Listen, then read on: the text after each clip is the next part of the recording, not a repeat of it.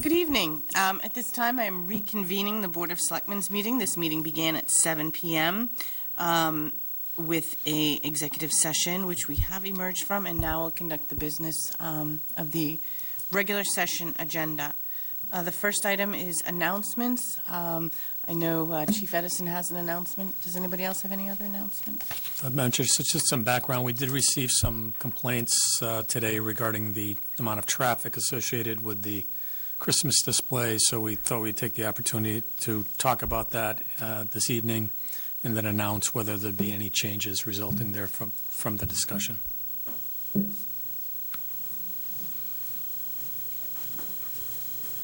Good evening. We did have a rather significant traffic issue over the weekend at the traffic light display, at the Christmas light display on Causeway Street.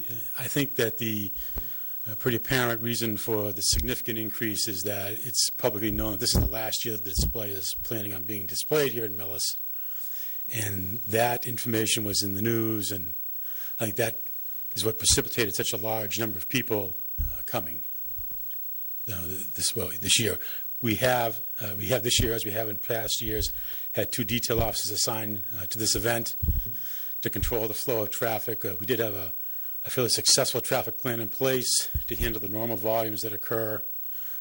The residents up there understand what's going on. They understand the traffic flow and what the expectations are.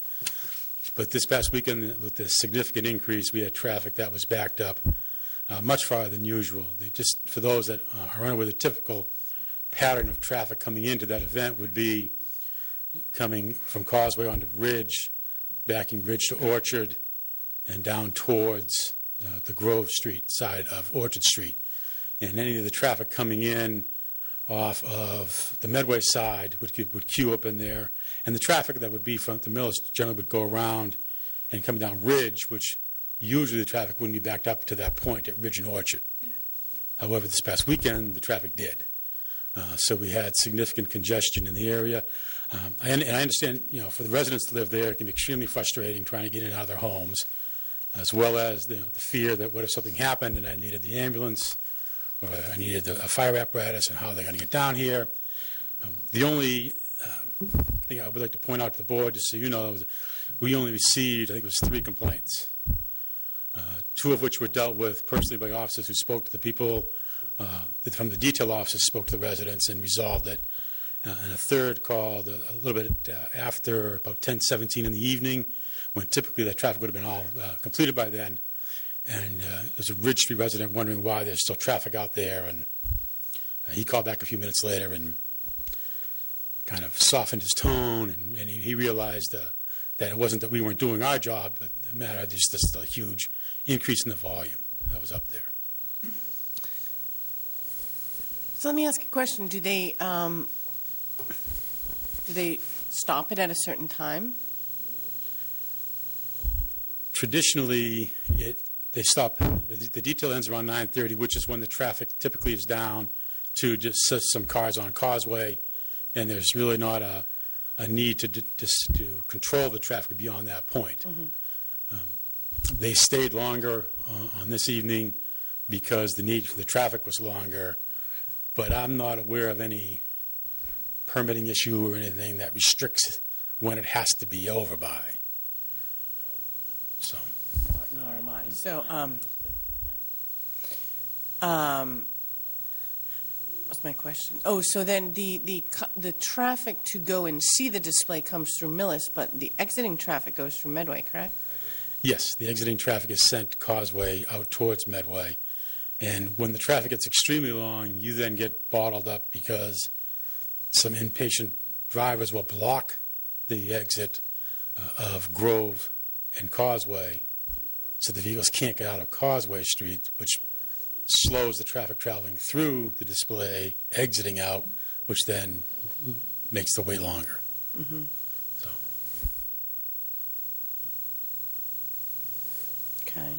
And this runs through New Year's or Christmas? Christmas. Well, I don't know. Sometimes. In the past, unless he's going to try to extend it, or he wishes to extend it this year, beyond that because it is the last year they're having it. I haven't seen any requests to do that, or additional detail officers going beyond what they normally do. We can certainly verify that with, So is there any plan for, I mean, this is the final weekend, right? yes. Is there any difference in plan, or? We did have some discussion about do we want to establish a point somewhere in that queue where we assign a third detail officer that basically just tells people, look, I'm sorry, you can't queue up here. You know, that's, you're going to have to move on and come back at another time. I think all you're going to, the likely result of doing that is you're going to have people driving through the neighborhoods, coming back, trying to get into the queue to see it. If we positioned an officer, I mean, it might take several more officers, and I'm not, certain I can get detail officers at that point. It may be a matter of where I have to assign an officer on an overtime, but I think that to be certain that you're maintaining intersections that the fire apparatus and the ambulance can get through and that we can get through would be to have an officer at the intersection of Ridge and Causeway, making sure that you don't have vehicles from both directions trying to get in, and then have another officer at Orchard and Ridge doing the same. So that if vehicles come from different directions, as they do, instead of trying to wait and cut into line, they can just be told, look, I'm sorry, you have to go. That's the line down there, and move them along. The difficulty with that is if we make a plan that says this is what we're going to do, and I mean, it's a detail, it's a volunteer, people can be made to work the extra work. That in that way, the people hosting this event pay for the detail officers. If no one wants to work the detail and I order someone to work on an overtime basis, then I think there's a problem shifting those costs over to the people holding the event. It does end Christmas Day. Hmm? It does end Christmas Day, or just Okay. So the last day is Christmas? Christmas, like that.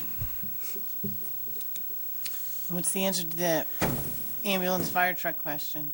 Well, the answer to the ambulance fire truck question is we either station somebody and be, the Grinch and tell them they can't wait here, sorry, I have to come back another time, or we assign additional officers either on a detail or an overtime, which I think is probably trying to balance the people who want to come and see it versus the public safety of the people in the area.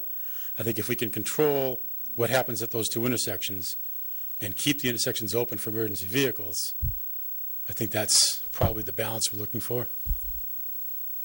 Madam Chair. Mr. Smith? Chief, I would tend to agree with that. I live on Walnut Street, so the traffic usually backs.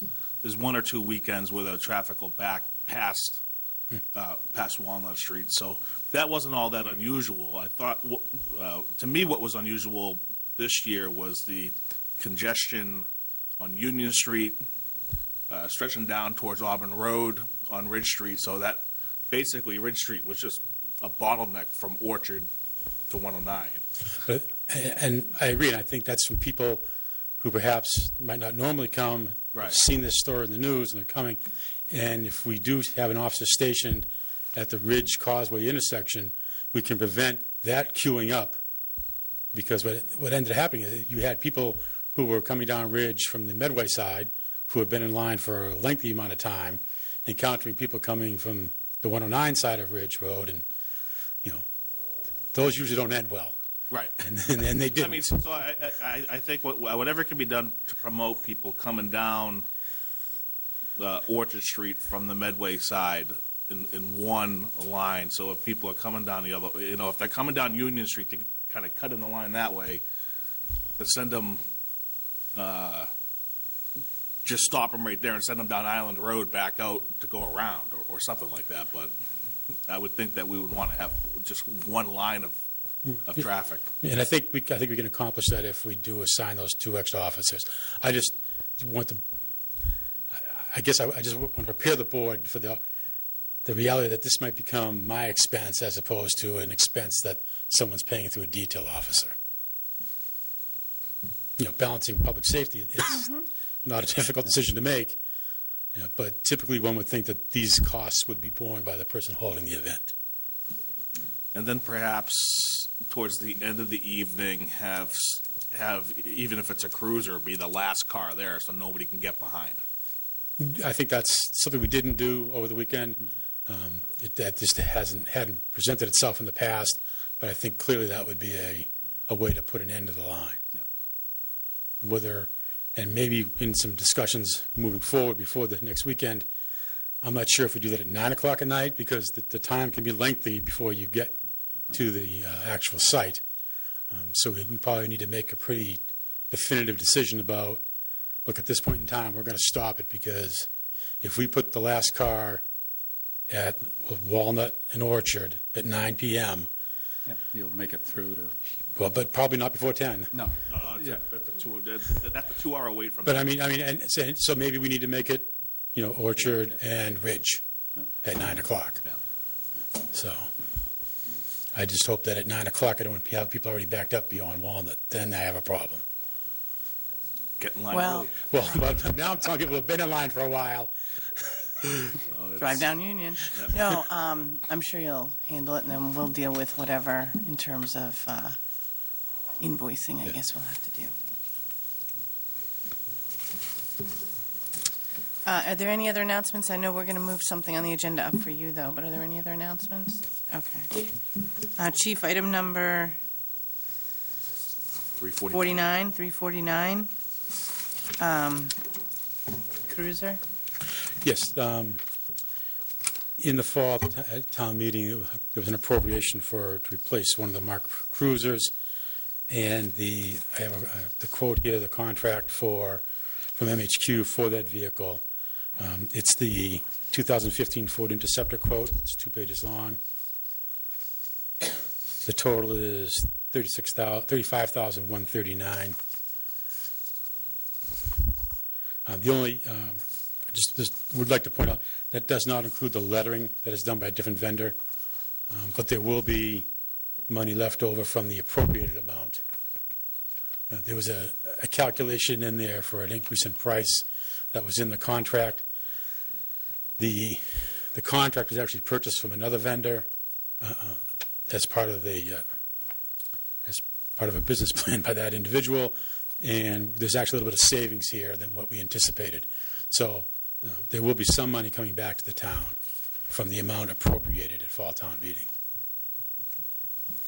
Should be close to $1,000.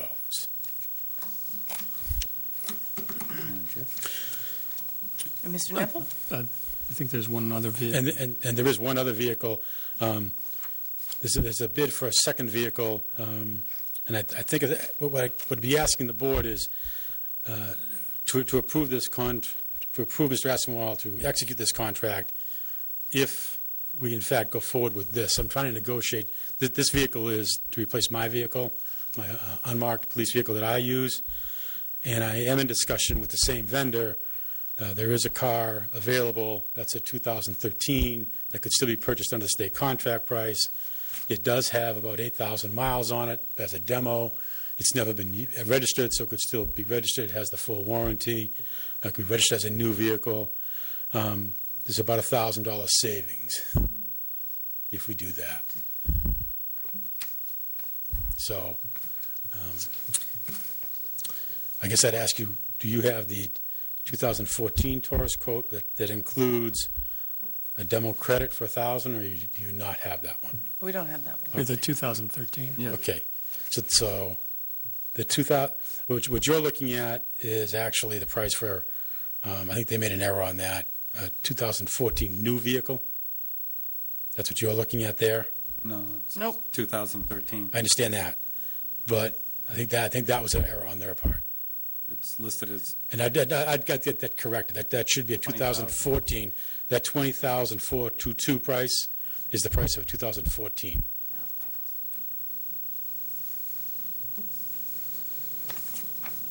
But I'm looking at, they have a vehicle that could be purchased under the state contract for less money than the one you're looking at. But like I said, it does have 8,000 miles on it, which is, I have no problem with that. It's just that there's an issue. Is it worth the $1,000 savings for the 8,000 miles? That's a discussion that I'm we can have confused. now, or? I'm confused, so hold If on, it's never let's been back re- up. If it's never been registered, how did they get 1,000 miles on it? It had a dealer plate on it. The demo, It was a demo. Okay. it's a lot, demo. Yeah. It is, and that's why is that worth? I questioned them about, is there anything else they can do on the price? There isn't, based because of the rules under which the state contract is operated. They really can't do much with it beyond the price. They can give some credit, but this would be the limit of the credit they could give. And I asked about purchasing the same vehicle outside the state contract if we put an RFP out there, and they indicated that based upon the incentives that they get from Ford under the contract, that they couldn't do any better on the private side than that same price, so. All right, 35,139, that's for the cruiser, right? Yes, the That's SUV, yes. MHQ. Yes, All right, on the state bid list. Procurement, okay, that's one thing. Second thing is this, which is dated December 11th, 2014. It is for, and you're telling me that the total price of 27,367 is for a 2014 Taurus? yes, Okay. Even though it says 2013 Taurus? correct, Now, the one that you're this is no miles on it? correct. Right? Correct, No yes, miles? that's correct. So now you're talking about a different one that would be what, 26,367? It'd be 26,187. 26,187. And has 8,000 miles on it. Correct. All right. Other than that, it's got everything that this thing has. It's missing, Or would. It's missing what? you got an item on there for a 100-watt speaker for the siren. Yeah. That's not included on the demo. That would have to be added in. All right, so if that's added in, it's only an $800 savings, right? No, it should be 1,000. Oh, no, right, okay, because it's 367 versus 187, okay.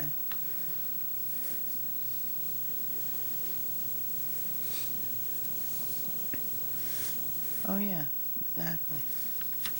Okay.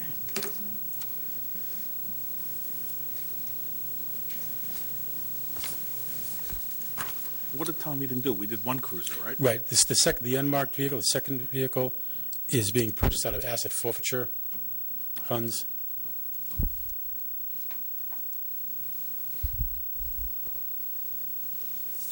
All right, well, we can certainly take care of this one today. If I could, Madam Chair, the only reason why I'm presenting both is because the contract expires December see that, yeah. 31st, so.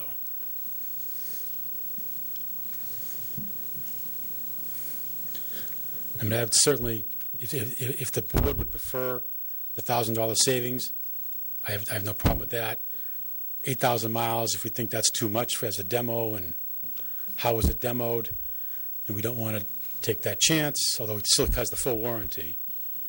The asset forfeiture account is able to cover either of those.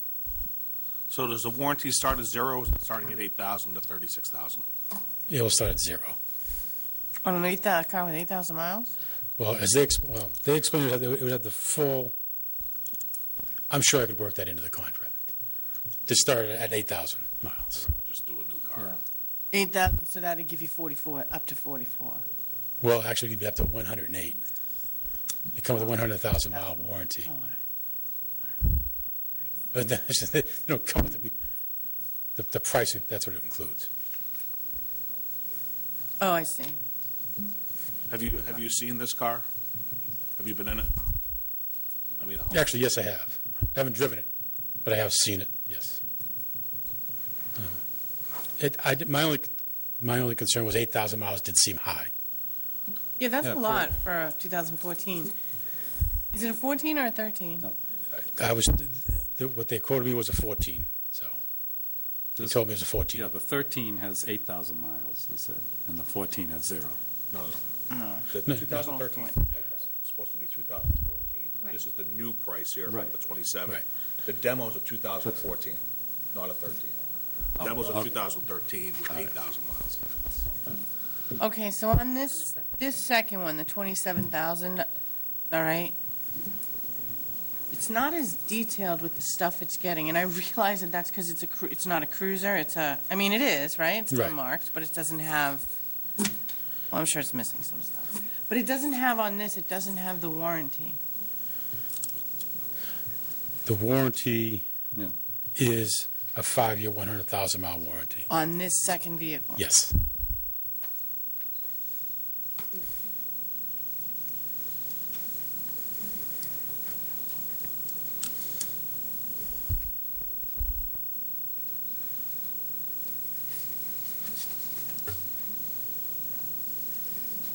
Okay, Mr. Smith. Well, Madam Chair, I mean, personally, I think we should just go with the new 2014 rather than the demo. 8,000 over basically a year seems to me like it could also be hard mileage too for a demo. I just Okay. that would be my thought. So what are we allowing?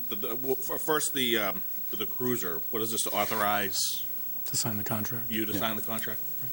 Madam Chair, Mr. Smith, I move that the Board of Selectmen do authorize the town administrator to enter in a contract with MHQ Vehicles and Equipment for the purchase of a 2015 Ford Interceptor utility V6 front-wheel drive for a total amount of $35,139. I'll second that. it's been moved and seconded to authorize the town administrator to enter into a contract with MHQ for the purchase of one 2015 Ford Interceptor utility vehicle in the amount of $35,139. All those in favor? Aye. Mr. Smith? Madam Chair, I move that the Board of Selectmen do authorize the town administrator to enter into a contract with MHQ Vehicles and Equipment for the purchase of a 2014 Ford Taurus V6 SE front-wheel drive black in the amount of $27,367. Second. This will be for the new vehicle. It's been moved and seconded to authorize the town administrator to enter into a contract with MHQ Vehicles for the purchase of one 2014 Ford Taurus V6 front-wheel drive black vehicle with 0 miles in the amount of $27,300, under 100 miles. How about that? Hey, that's $27,367. All those in favor? Aye. All right. Thank you. Thank you. Alrighty. We have an item on the agenda that is number 339, which does not have to be performed, or actually, I believe already was, so we're just skipping that one. The next item on the agenda is the Deer Management Program discussion with the Board of Health. Mr. Aspinwall? Madam Chair, the Selectman Smith asked me to check on he'd received some, actually, Chris, do you want to? Sure. Yeah, I received, well, I wouldn't say they're complaints, some concerns from neighbors, mostly up on the north side of town, about the deer population and in an attempt to try to control the herd, so to speak. So we looked into what other towns are doing, and the town of Dover has an active deer management program that's more. I don't think the residents' concerns at the time were about Lyme disease, but that to me certainly seems to be the highest priority as to why we would look at something like this.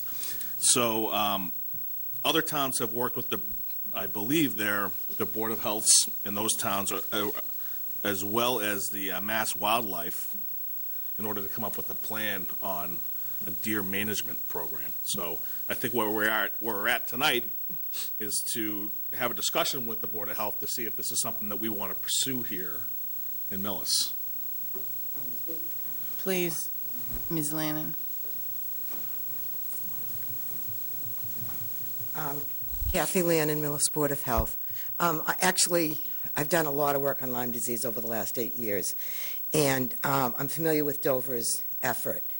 And I actually have an article that'll be on our website tomorrow. There's finally a study out of Connecticut to show that controlling the population of deer does affect the incidence of Lyme disease. And it occurred in Connecticut, and it decreased Lyme disease by 80%. The epicenter of the Lyme epidemic, which is pretty much now all of New England, started in Connecticut. They have the most experience.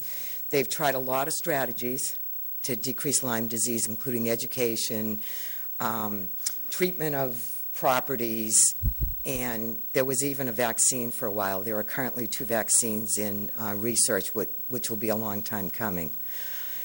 And so for your homework, there is the best website that reviews kind of all of the strategies and the science behind the strategies to date is out of the Fairfield County Deer Alliance website.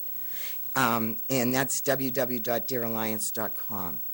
So that I can tell you for a fact that Dover's control efforts did come out of Lyme disease concern, because I've been involved in a wider group about Lyme disease for about a decade. And they implemented deer control strategies on their public land and some of their, how would I say it, like owned by trustees of reservations type land. Medfield has also done the same. It's clear that you won't get Lyme disease decreased until you get something between 5 and 8 deer per square mile. Probably right now we have at least 10 times that deer population. The deer population, the easiest number for me to remember is in the United States at the turn of the century, there are about 500,000 deer in the country. Today there's 20 million. And most of those deer are centered in New England and the upper Midwest. And we are a high Lyme area. If you look on the CDC website at the map, we've been blue since they started counting in 2001. So there's no question there is a much higher population of deer ticks here, and that there's much more Lyme disease, which was only really discovered in 1975. So I can finally say, I mean, I certainly didn't want to consider a deer control strategy myself for a long time. I'm part of the Bambi population.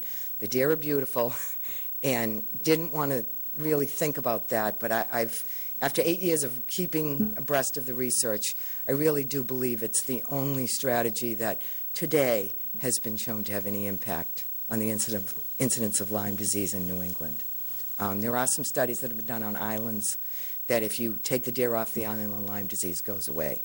This study out of Connecticut is the first one to show kind of what deer control in an area like ours does to Lyme disease.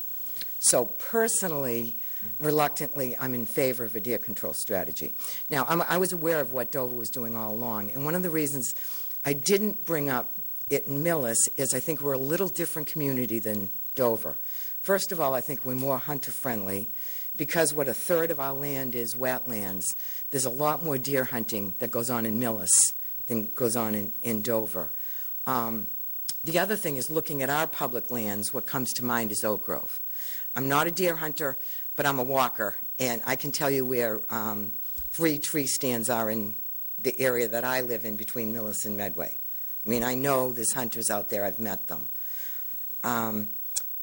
My gut, and I think, we have to talk to hunters about this, is probably our public properties are not great deer hunting sites in terms of safety, distance from paths, and just the structure of the place. There's not a lot of big wooded areas. But in thinking about this and recognizing that now there's real science to show that this would work, what strikes me is that the land that's owned by, what's the name of that thing that owns a third of our land? Army Corps. Army Corps of Engineer land. Army Corps of Engineer land, I did check, they do allow hunting on Army Corps of Engineer land. From what I understand, a lot of people do hunt there. It seems to me a better site, if we're going to think about concerted effort to cull the population, that's where we would need to think about doing it. It's probably the safest and the most, easy for the hunters to be able to get deer. In the state of Massachusetts, what that would mean is we would have to talk to Mass Wildlife. There are limits to how many deer you can get in a season. And what other places have done is, of course, you have to have a controlled time where you allow more deer to be killed in the time period. So that's something I would have you consider. The other thing I'd like to say is, and I know this personally, they're beautiful, but they're wild animals, and people should not be feeding them corn. What that does is, and that is happening, and I've had personal conversations with people about this because I've been working on Lyme disease for so long, and I'm aware of the burden it places on the human population right now in New England. So I would beg people to stop doing that. It doesn't allow them to be the wild animals they are. And the other big thing is that it allows them to come into closer to homes on private property. That makes it tougher for the hunters to get them because, the more they're comfortable coming in closer, the more they can get away from the areas where they're being hunted. So I would make a plea to anybody. I know it's a nice thing. I know they're beautiful, but you're not helping the deer and you're not helping the human population in Millis by doing that. That's it for me.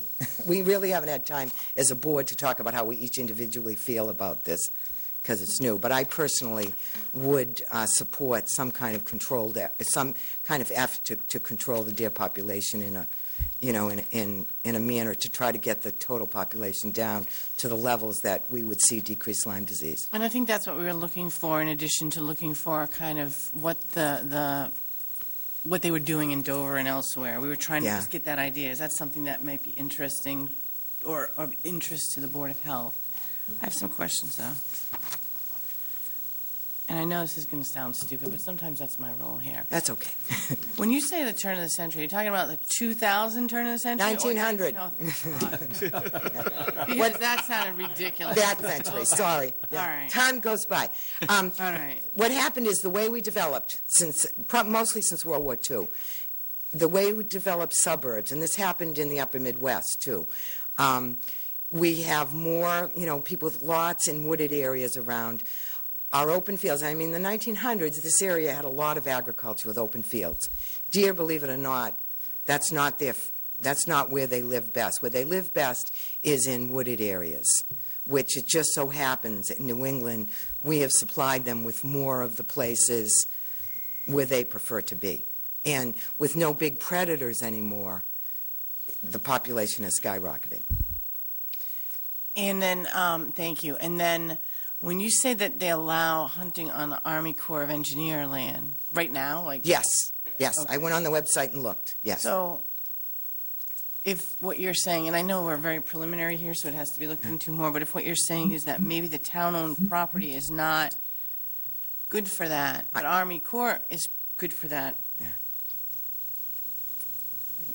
we wouldn't have to schedule, we wouldn't have to have a deer management program because people can do that. But I think what's happening now is we have the max hunting probably now. Max hunting? Probably, in terms of hunters available to get the X amount of deer they're allowed to a year. I think that's already been happening. So I think if we really want to impact the deer population, we'd have to think about developing a system where for some period of time, more deer are allowed to be killed. And that's exactly what Dover and Medfield have done. Oh. So You don't necessarily have them do it on town-owned property, you just increase the amount of deer that can be. yeah, because that's permitted right now. There's only and I mean certainly we need to talk to deer hunters to see if they agree I'm right. Of course, I'm a fan of bow hunting because bow hunting you have to be very close to the deer to shoot at it. And as someone who walks out in the woods a lot, I would prefer to allow more bow hunting. Because have I been shot at? Yes. Yeah. In the 30, 40 years I've been out walking in the woods, yes. Not in Millis. Good to know. Yeah. Okay. Kathy, would you be interested in working with us over the next few months to put something Yes. together? Yeah. Okay. There you go. I think that's probably the best approach, and then what we can do, both boards can come up with a recommendation, or we can have somebody work. Yeah, and I think we need to contact hunters. We need to talk to hunters, and then, I just don't have the knowledge and expertise of how this could happen on Army Corps of Engineer land, but I think it's not difficult or impossible. Right. Mr. Chair, Dover also reached out to private landowners Yes. and to the trustees of the reservations and other conservation groups that own land, so that might be advisable as well. homeowners that have large tracts of land. Yes, and I mean, that's already happening in Millis, but I think as part of that, we would maybe try to look at the big landowners where hunting is occurring now and incorporate them into allow, if we're going to try to do a controlled hunt where we get more deer, that those properties, if those property owners agree, could be part of that process. Because actually, most of those people abut Army Corps of Engineer land. Yeah. Okay. Anybody else want to make a comment? Michael? Well, let me hear from Mike first.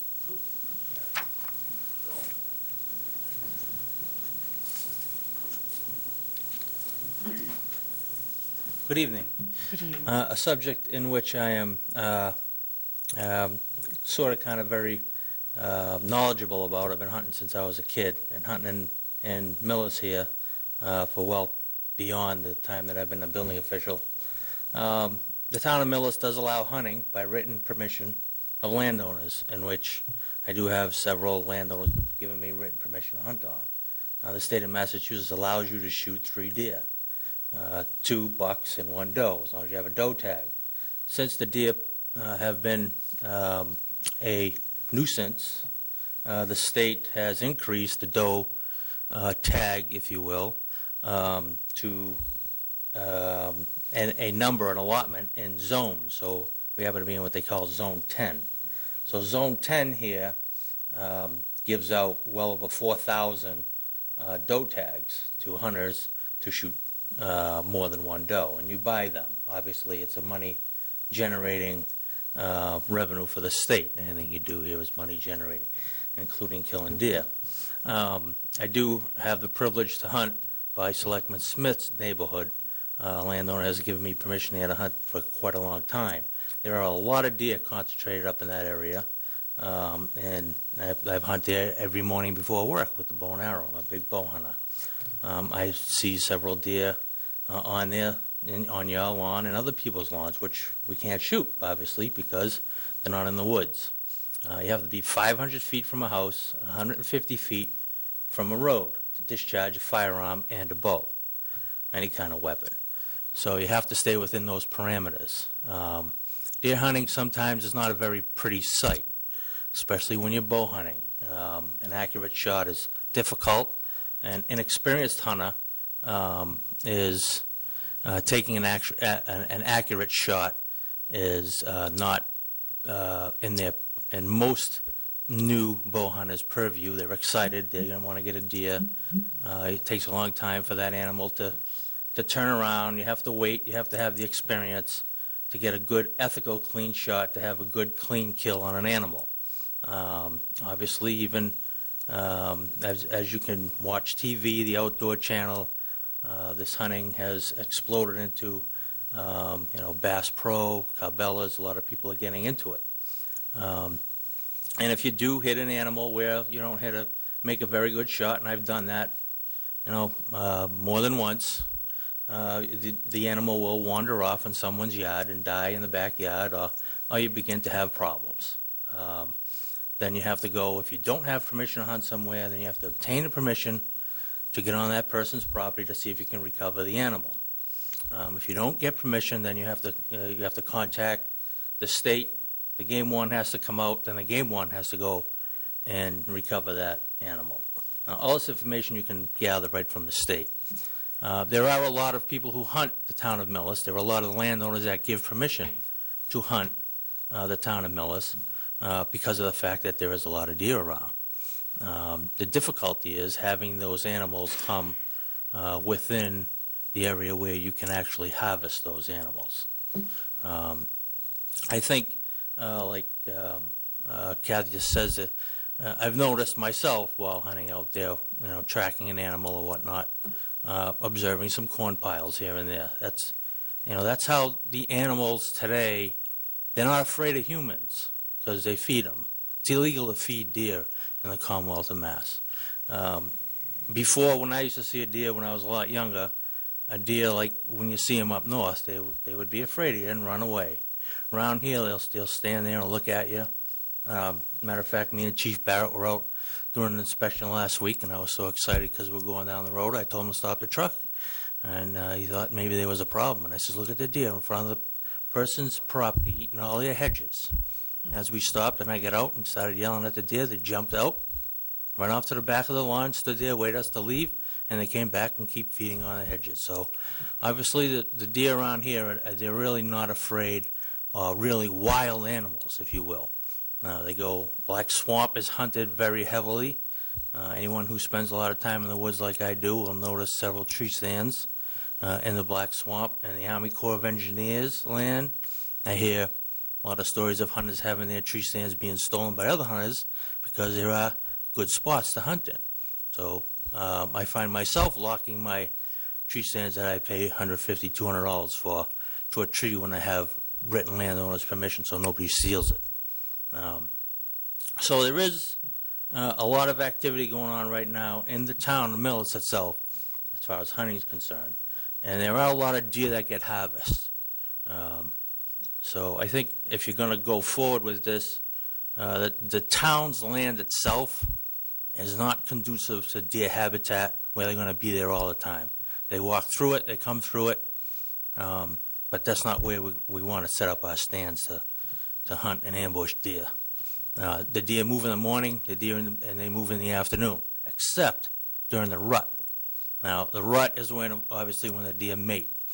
That takes big bucks, trophy deer, big horns out of their normal procedure to breed. And that will attract a lot of trophy hunters. There's a lot of experienced hunters out there with a bow and arrow that are trophy hunters. They won't shoot does. As obviously, you don't want to shoot the doe because the buck's going to chase the doe. You want to shoot the buck. The object of controlling deer is doe management. If you're going to have a sort of system in place, you really need to crack down on having some sort of system to shoot does first. So if you say, okay, you can hunt the town land, but you got to shoot your doe before you have your privilege to shoot your buck. So when you try to eliminate the does, that's how you eliminate the population. I mean, that's a lot of information. There's a lot more good information on the state, what's out there, but my experiences here in Millis, by hunting here for several years, and even before I became building commissioner here, we've noticed that a lot. We could never get permission to hunt on people's private properties until the last 10, 15 years, when the deer herd really has blossomed. So as a hunter, that's my insight to the board. And if you need any other information what's going on here in town, I'll be more than happy to help you out. Madam Chair. But as far as the town land is concerned, it's really not a really good spot to really start reducing the deer herd. And there are a lot of hunters who do hunt the town of Millis right now. Mr. Smith? Mike, thank you for that. Yeah. Would you also be willing to help us out with some sort of Yeah. plan? Yeah. All right. And the deer hunting season it's now, right? Well, it starts in October, Yeah. bow season. We used to have only a 3-week bow hunting season. Now it's a 6-week bow hunting season. Then from bow hunting it goes to shotgun season. And then from shotgun season it goes to muzzleloader. So muzzleloader is on now to the end of the year. However, if you want to use your bow and arrow, you can during any of the firearm seasons. But you have to wear your hunter orange. Yeah. Yeah. I would So think so. getting into bow hunting and somebody who really likes bow hunting, you're allowed to hunt with your bow all the way right from October. This year it opened up October 20th, from October 20th all the way to the end of the year. So, Mike. So you mentioned a couple of things, and frankly, anybody has permission to hunt on my property, but we have a lot of deer in my section of town too, frankly. But you said it also has to be, don't you have to be able to get the deer off the property? So, to recover the deer once yeah, you shoot it? recover the deer. Yeah. Right? So isn't Yeah. that difficult the more farther out you go or into the, No, there's a lot of places the deer will No. run and hide. okay. if you don't make a good, clean, ethical shot. And if you don't make a good, clean shot, Mhm. are you as the hunter under an obligation to go find that or report it? Ethically, yeah. Okay. But You should, don't, is but- what you're saying. It's extremely difficult. Okay. Tracking And, deer from one, when you're tracking a wounded deer, say, up in the woods of Vermont, and you're tracking a wounded deer here, there's two different ways of trying to recover your animal. Here you're dealing with a lot of landowners. You're dealing with a lot of dogs. We have coyotes. We have a lot of, several times if you don't make an ethical shot, what you want to do is leave the deer overnight and come back the next day. So that what basically will happen is that animal will go bed down, and then over a period of time will expire. And then you go, if you push the deer, in other words, if you keep running after it, the deer will keep running and running and running and running and go and go and go, eventually get hit by a car. But that's not how you recover a deer. You're supposed to let it sit and stay. Well, unfortunately, a deer will sit and stay in somebody's backyard.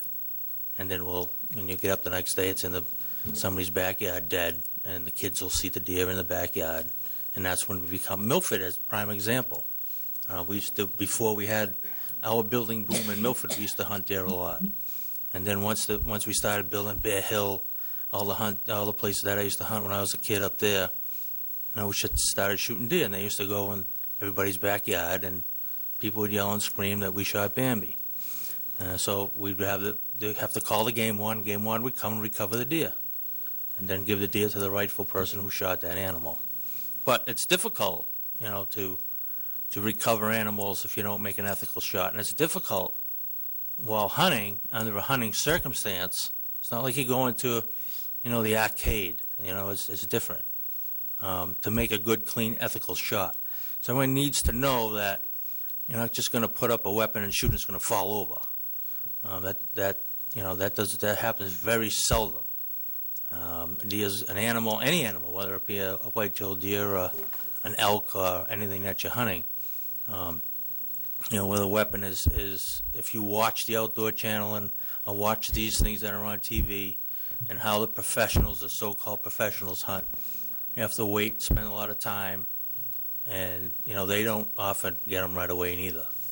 So it's tough when you're in this urban environment where you have a lot of population, you have a lot of deer walking around, to make everything go perfect. So once you allow, quite frankly, there are quite a few hunters right now who are hunting, and probably 10 years ago, if you said you're a hunter, everybody would be mad at you. Right now, if you say you're a hunter, they welcome you on the property. There's actually, if you go on the internet, that someone had created this, let's call it a company, which they go around and they get leases signed by landowners in Sherburne and Dover and some other towns. They got leases signed up, and then you as a hunter, if you don't know the area, you can sign up with this person's company, and then he'll put you in a tree stand spot for that particular year. So he made a business out of it by, approaching large landowners to get permission to hunt on their land to, minimize the deer impact. So you can drive around town, you'll see, property owners who have deer fences up to keep the deer out. But the deer the Black Swamp is a good breeding ground. When they're under pressure, they go to places where where you can't really get at them. So, and it's October, November, and December, and then during the rest of the year they're just wandering around. So, like I say, if you get a committee together and you look for a volunteer, whatever time permits, I'll be more than happy to help you out. Know what I know, and the experiences that I've had, hunting here and elsewhere throughout not only Massachusetts but other states as well. It's a passion. It's something like, if you take up golf, if you like golf, that's all you do is golf. A passion for us is white-tailed deer hunting. We spend, Cabela's credit card and a lot of money, just like any other kind of hobby or something like that. So, Madam Chair. Just, Mike, that's a lot of good information, but it seems like you've given us a lot of negative issues relative to. Well, you how- need to know. What,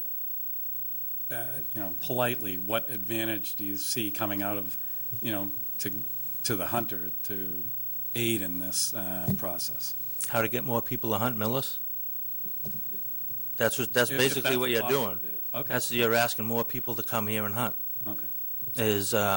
Now, Have you seen this process in Medfield and Dover accomplish that? I sort of stay away from that, because what you do when you attract, towns that normally were closed to hunting or hard to hunting, and you open up, a whole town to hunting, you get, and it's by permit. The first ones here are what they call the trophy hunters. The hunters that are serious hunters who want to kill big bucks, right? In other words, big deer with big racks. And your objective is to shoot does. What I would say to help that out is say, hey, look, if you want to, we're going to have a hunting program if the state allows that. I don't know, because the state runs your deer management in this state, unless there's some other regulation. If the town is close to hunting, then they allow more than 3 deer. I don't know really how that works, if you can shoot more than 3 deer or not, if the state will permit that. I know they will in agriculture. If you own a farm, you can shoot, if the deer are damaging your crops, you can shoot all the deer that the state will give you a permit to shoot. So now I don't know, you're going to have to find out what the parameters are other than agricultural, if the state will allow you to shoot more than 3 deer. So my advice was to say is to have, if you're going to run a program, to make sure or have some sort of tag or some correlation with the state to make sure that the hunters do come in here shoot does first. So then you have the right to go shoot your buck. Gain your buck tag. Gain your buck tag by saying, hey, we have a deer population. We need to decrease the deer population. That's why we're not anti-hunters anymore. We're pro-hunters. We're going to see people in here shooting our deer because we have too many of them. And how do you do that? Well, we do have big bucks. If you go to the western part of the country, all those states, Illinois, Iowa, they've all become, a deer has become their commodity. You go out there, you're going to spend $5,000 for a week to go deer hunting to shoot a big buck, right? And why go spend $5,000 for the week to go out and shoot a big buck when you have big bucks here? And they are here. So the main thing to do is, if you're going to now, try to get more hunters into your town and to try to control your deer population, is gain your buck tag. You want to shoot a buck, fine. But first you have to shoot a doe, tag it in, show us that you shot your doe, and then, okay, here, now we'll allow you to shoot your buck. I think that will help immensely. I know a lot of hunters that hunt in the area that won't shoot does. They get on people's property to hunt their property, to say they're going to shoot the deer that they can, but all the deer go by and they wait to shoot the big bucks. Thank you. All right? All set? I hope that helps out, Thank you. and not in a bad way. Thank you. Okay. So you'll spearhead that, right? Yeah, we don't need to make it a committee, do we? Or do you want to? No, I All right. don't. I'll reach out. Thank you. Thank you. Kensington Place, Mr. Aspinwall. Madam Chair, just to begin a discussion, just want to let you know that I think do we have to officially close our meeting? Yes, but you don't have to do that in a session, like you can do that in the hallway. Sorry. Madam Chair, this is a discussion of the Kensington Place project. This was a 12 single-family unit project that's been proposed for property between Van Cleek and Irving Street on 2.5 acres of land. The developer, Mr. McDonough, withdrew from his appearance tonight. We did have a long conversation with him via conference call today. And there are a number of points that are still under contention, which they're basically saying to the town, to the board, that unless they get their preference in the matter, what they decide, it's a non-starter for the 12 single-family unit project, and they would come back, abandon that if they didn't get what they wanted, and they would come back and propose 2 to 3 apartment buildings for the property. There's a number of bullet points that are, I can go through to let you know what's under discussion. I'll tell you, you can certainly do this. It might be helpful to have these bullet points available for the people who have been here time after time regarding the Kensington. I didn't read this, and I'm not in a position to make any kind of vote on whether or not to approve the SLIP program until they do come in here, and we have people who know what the people who are of interest to come in here and know what these points are, and I'll even do a private meeting if that, not Sure. a private meeting, No, we but can a meeting of the Mr. McDonough, his attorney, his whoever, and some of the property owners, just to go over these things. But you can go through Sure. them if just. First, the landscaping of a buffer between the project and the neighborhood is at issue.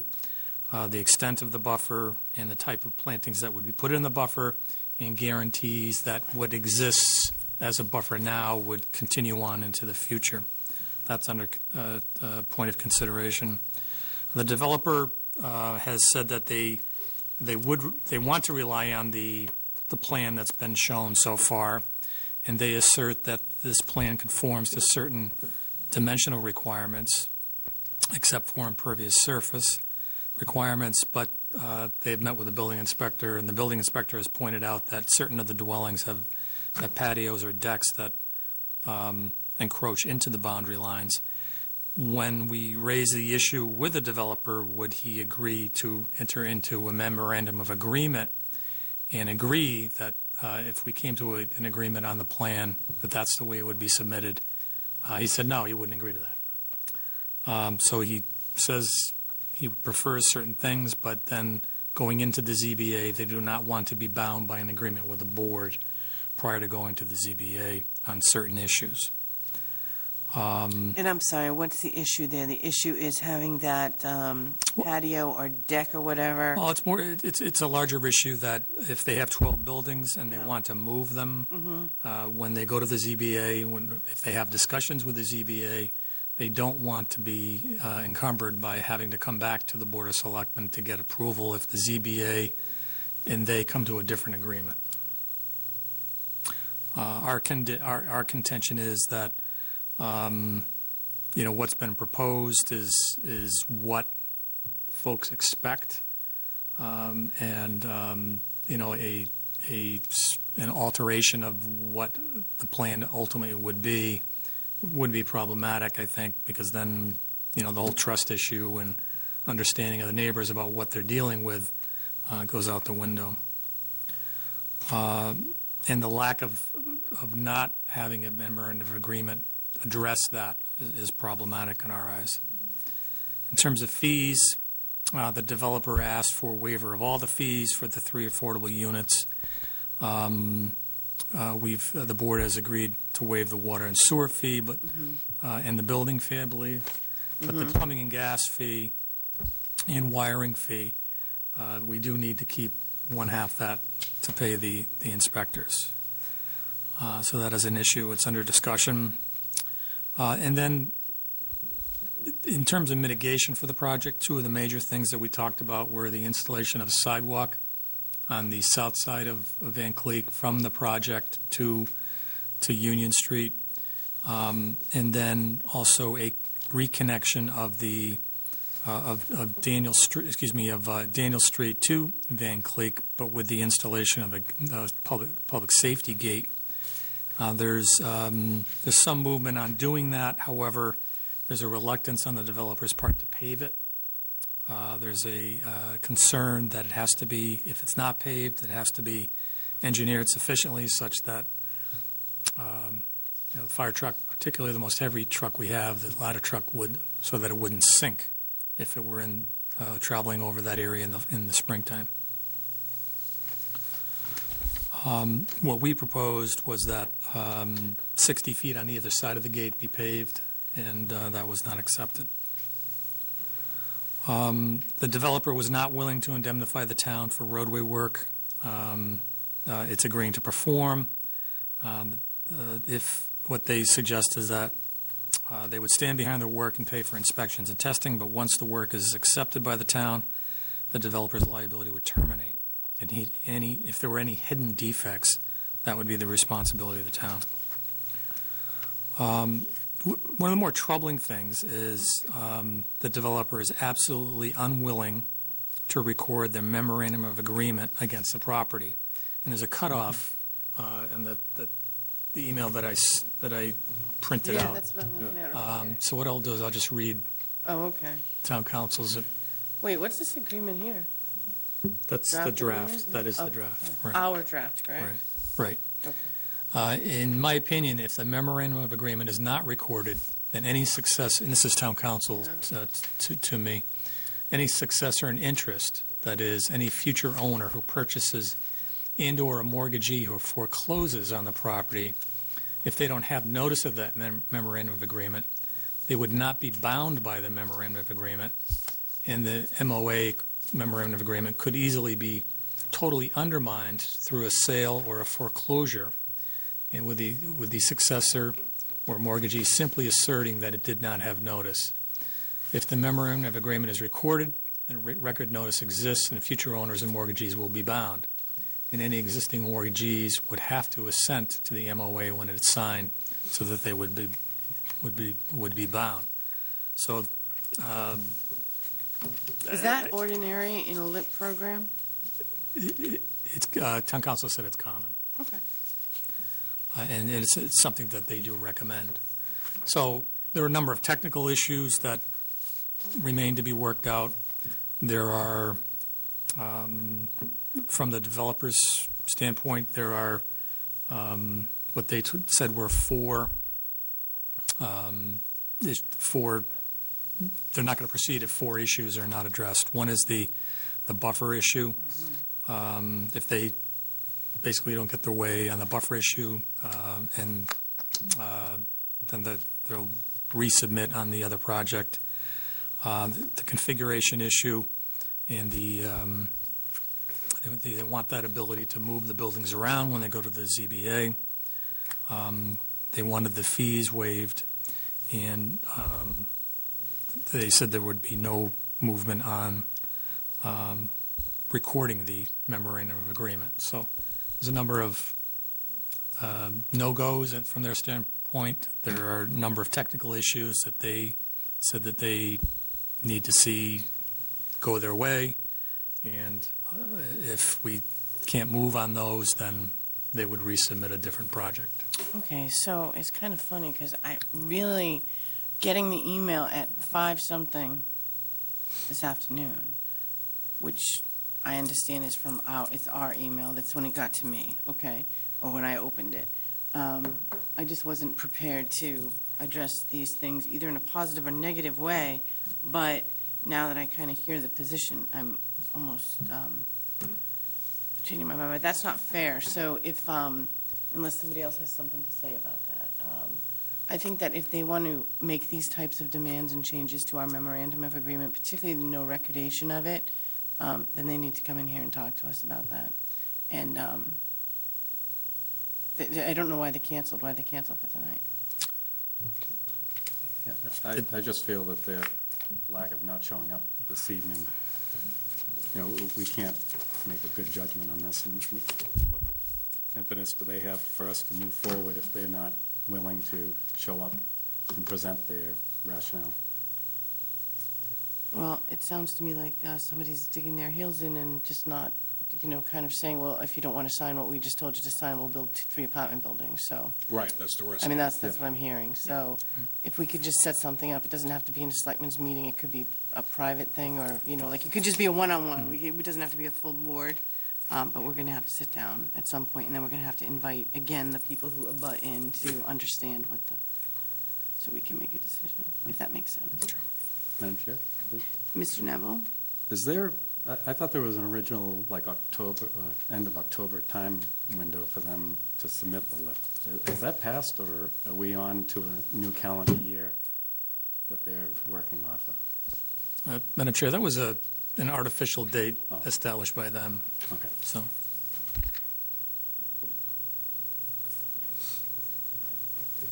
Anything else? Does anybody else have anything they wanted to say? Okay. All right, so maybe we can just talk about either setting that up or putting it on for that first January meeting. So Chief just walked out, but I think, am I right? Where are we on, Stormwater? yeah? Yeah, you don't have questions? Or do you have anything you wanted to say? Yes, you do. Please.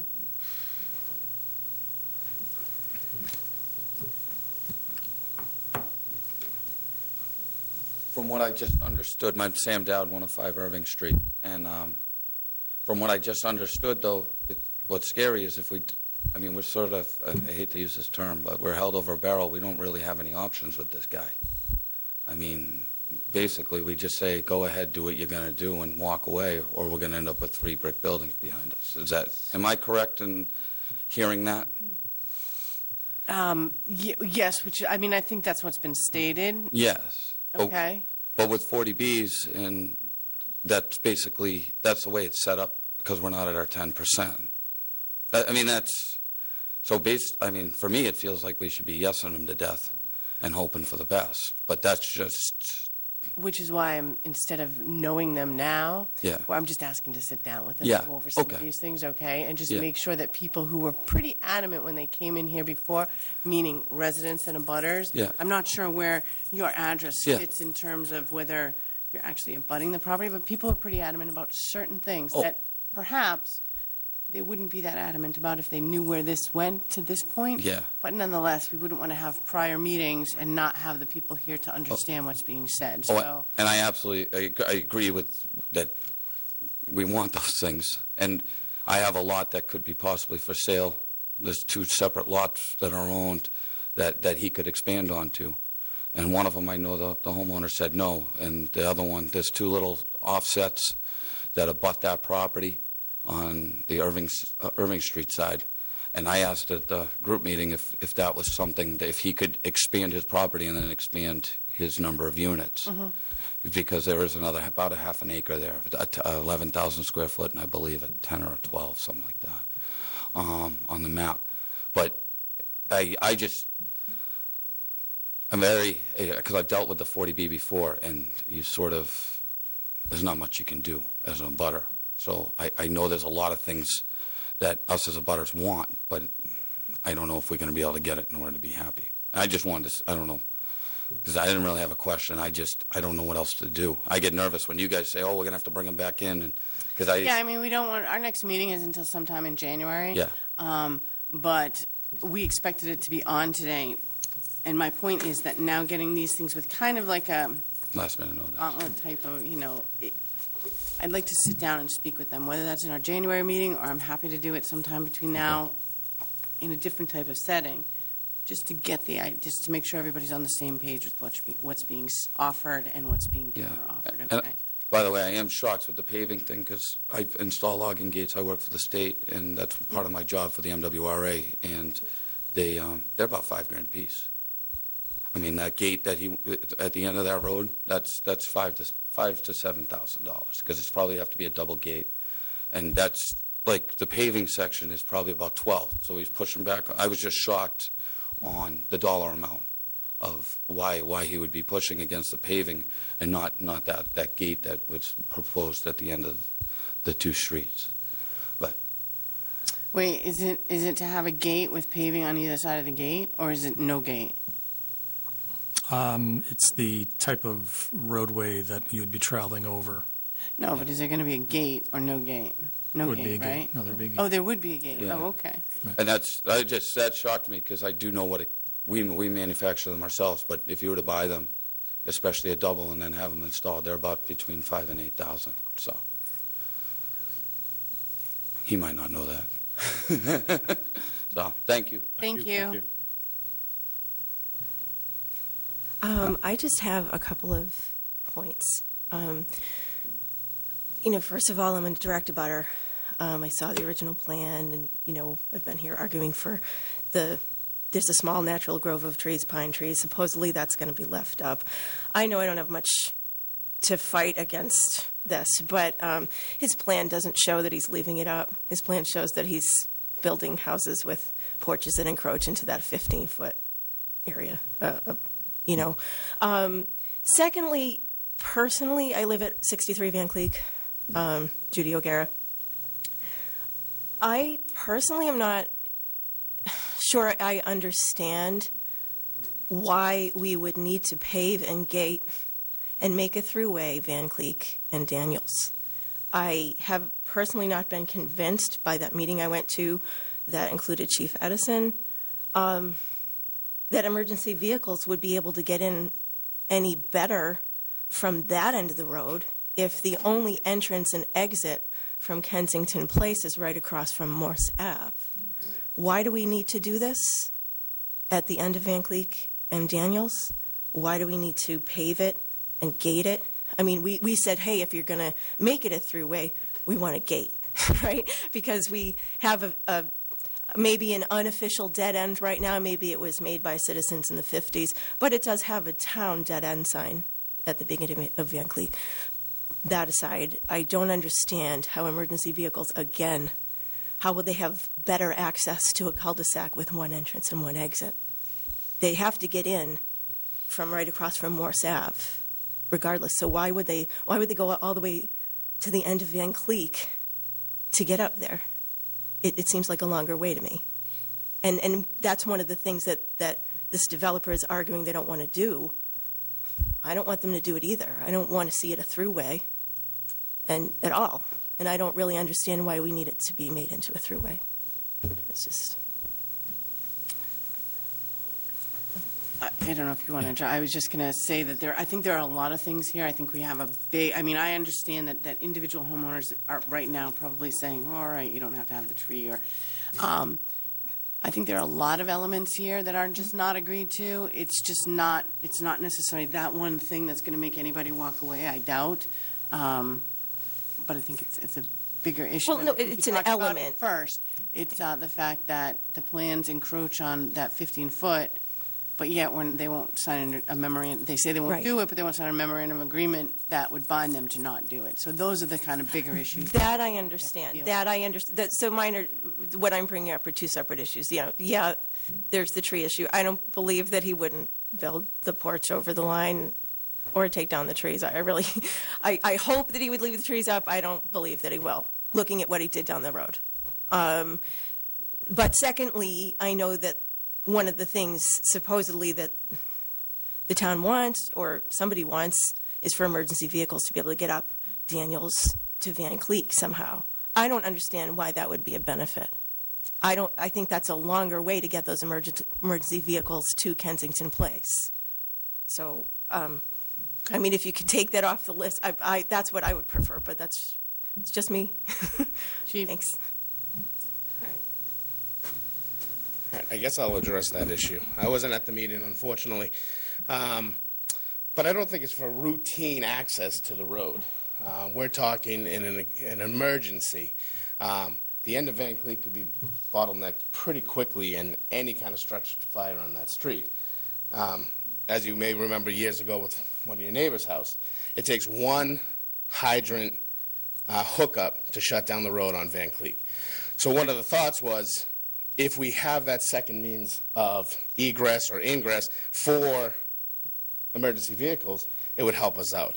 I would think that the residents would want something like that because, again, if something happens at the end of that road, that's it. There's no other way to get out. So adding this development to it, one of the thoughts was if we were able to open that up, put a gate on it so only emergency vehicles get through if we needed to, or in case of an emergency, we could open that up so you guys could get through. So I think that's what the town's coming from. It's not going to be a routine thing.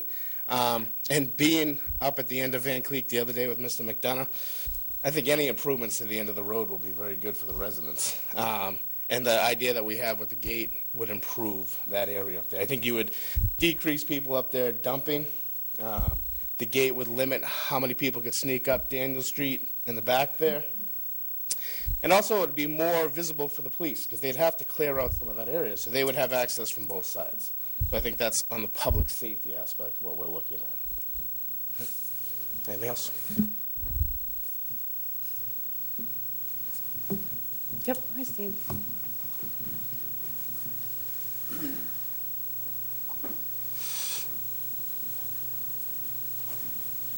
My name is Steve McGinnis, and I live on Island Road. I'm curious on the 10%. I've heard that, numerous times over looking at these projects.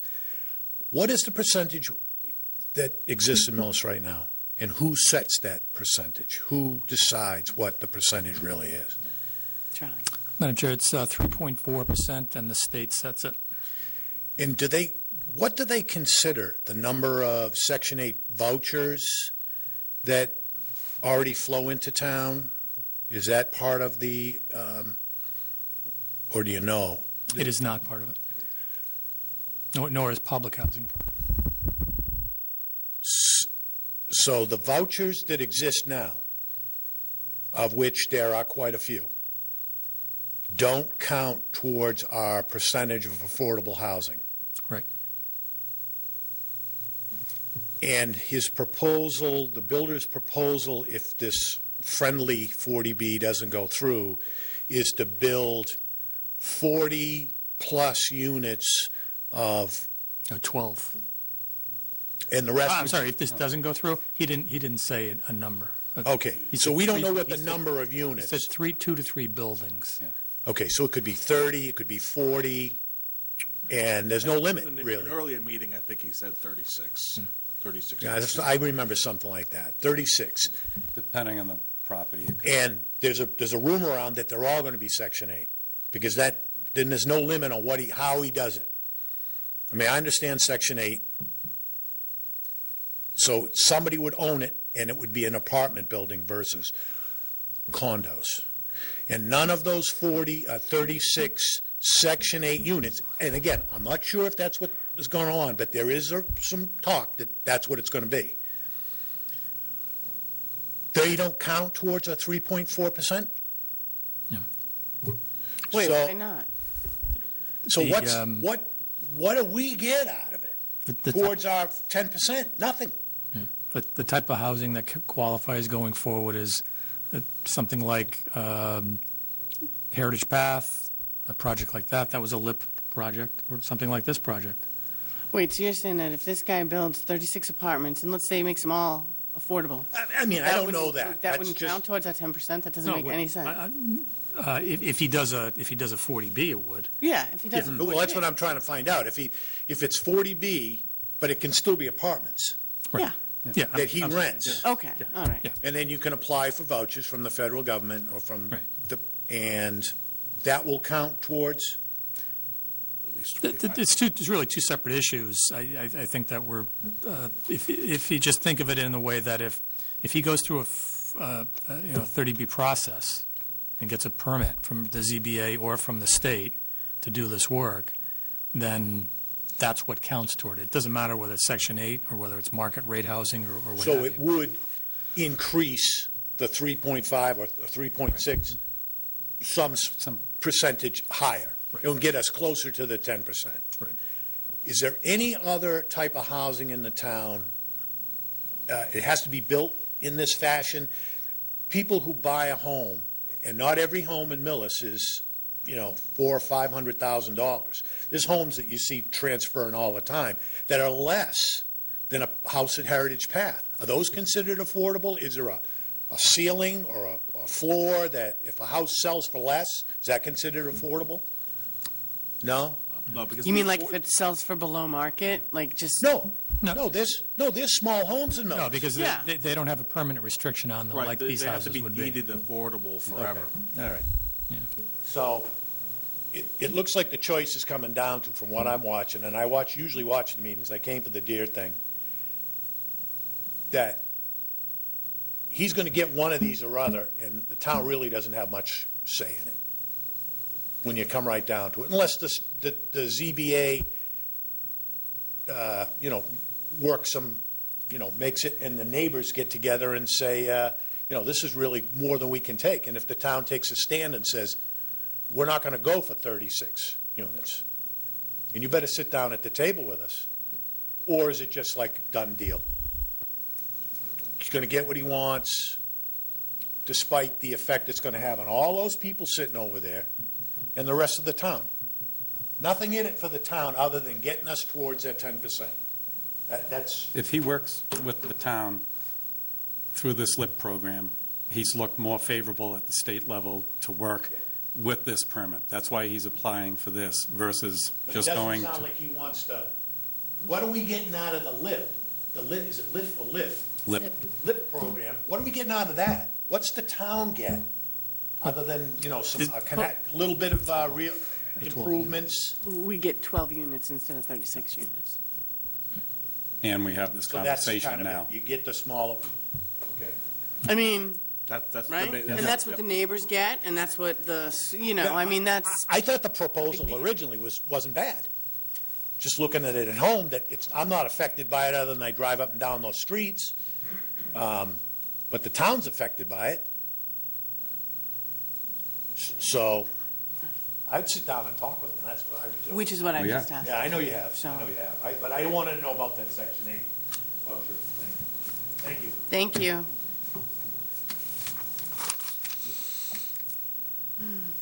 Okay.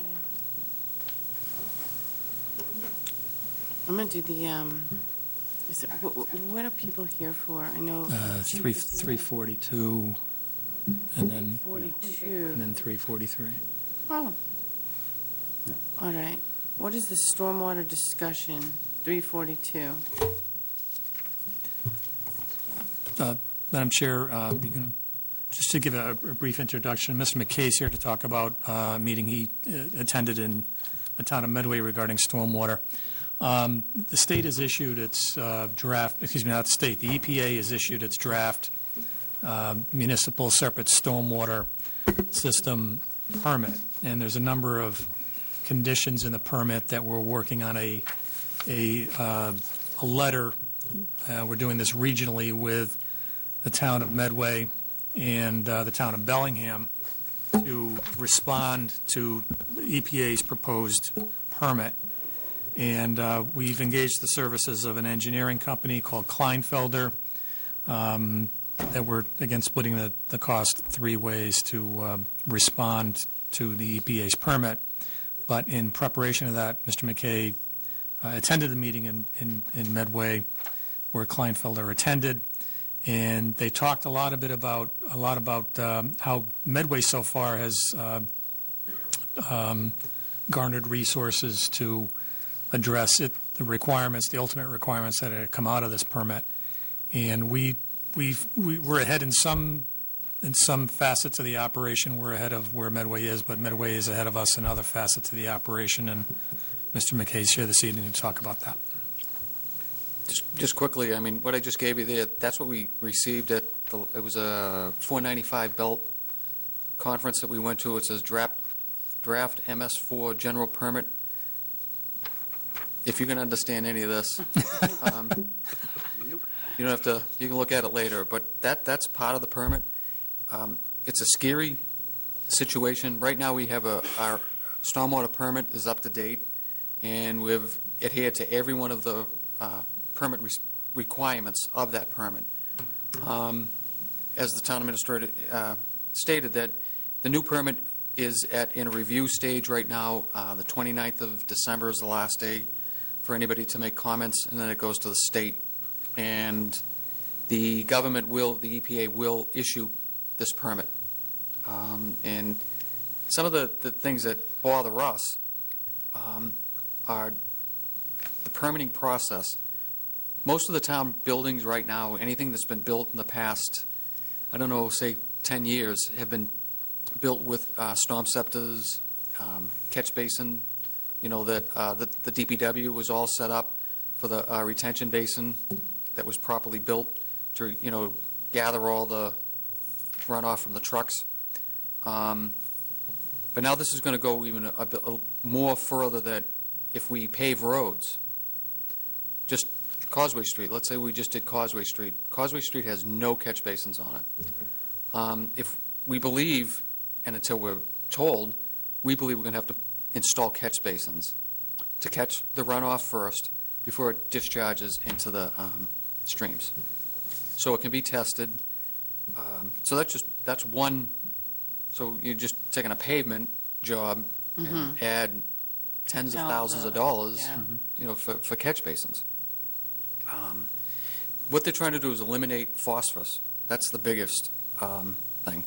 And most of the phosphorus is naturally from fertilizing your lawn, but a lot of it comes from leaves. The leaves fall from the trees. So most towns have to have, and we don't, the leaves that fall on our town property, we're going to have to start picking them up because the runoff gets into the catch basins, so on and so on. So we're going to have to come up with some sort of a program to remove leaves, whether people rake them up and we open the transfer station. But those are, this is some of the things that we're dealing with this new MS permit. Another, street sweeping. We try to, sweep every street once a year. The sweeper is old. When I do the budget, we're going to ask for a new one. And it's very, very expensive. Whether we're going to contract it out or not, but it's the record keeping of when the street sweeper goes down Main Street, it's going to have to be recorded. What he did, how long he swept it, how far he swept, and it'll be for every single street. Catch basin, we clean catch basins once a year. We do that, and he's doing it right now. But luckily, we installed the GIS system, but now we have to locate every single catch basin in town, put it on the GIS system. Every time the catch basin truck goes and cleans it out, we have to record how much was taken out of that catch basin. So if it needs to be cleaned out more than once a year, when it hits a certain level, then we may have to clean them out 2-3 times a year, depending on some of the catch basins. Every outfall pipe is going to have to be tested once a year. Now, whether that's going to be done in-house or we're going to have to hire a firm to come in and do it, that's something we're going to have to decide. So that's some of the stuff that, we've talked about this in years, at Finance Committee meetings, we've all known it's coming, and it's coming, and it's here. And I think it's a big game changer for a municipality of how they're going to, budget. It's going to affect everything that we do, because we're going to have to pay for this. So what Medway they did 2 years ago, they had all the boards come together. The Selectmen, the Health Department, Planning Board, Concom. So I would like to suggest that we do that and have this Kleinfelder come in and give everybody a talk about exactly what we're facing. And I'd like to do it as early as January, sometime in January. That makes sense. When does this go into effect? It's not sometime next year. They haven't come up with the exact date, but they do think it's going to come in next year. Okay. And what's the name of the company? Kleinfelder? They're an environmental company that does a lot of sampling for like gasoline and stuff like that. They're doing the gas station. They do the gas station right at the Shell station. They test that all the time. They do the one in Medfield, all of them. So what I'm asking is permission to set this meeting up and invite all the boards in town. I'd bring the school committee. I'd bring everybody because it's going to eventually, when all this money has to be divided up, it's going to have to come from somewhere, and it's going to have to be paid for. So, and again, whether we do it in-house or we hire somebody to come in and do most of this work, it's going to cost a lot of money. Mm-hmm. And what they suggest when you go to these things, they tell you, how the biggest question, how is it going to be paid for? And they'll say, well, do it through your permitting. Well, we don't build enough stuff to rely on permits to pay for all this. So you're saying going forward, take Causeway Street as an example, in simple repaving, we would have to install catch basins.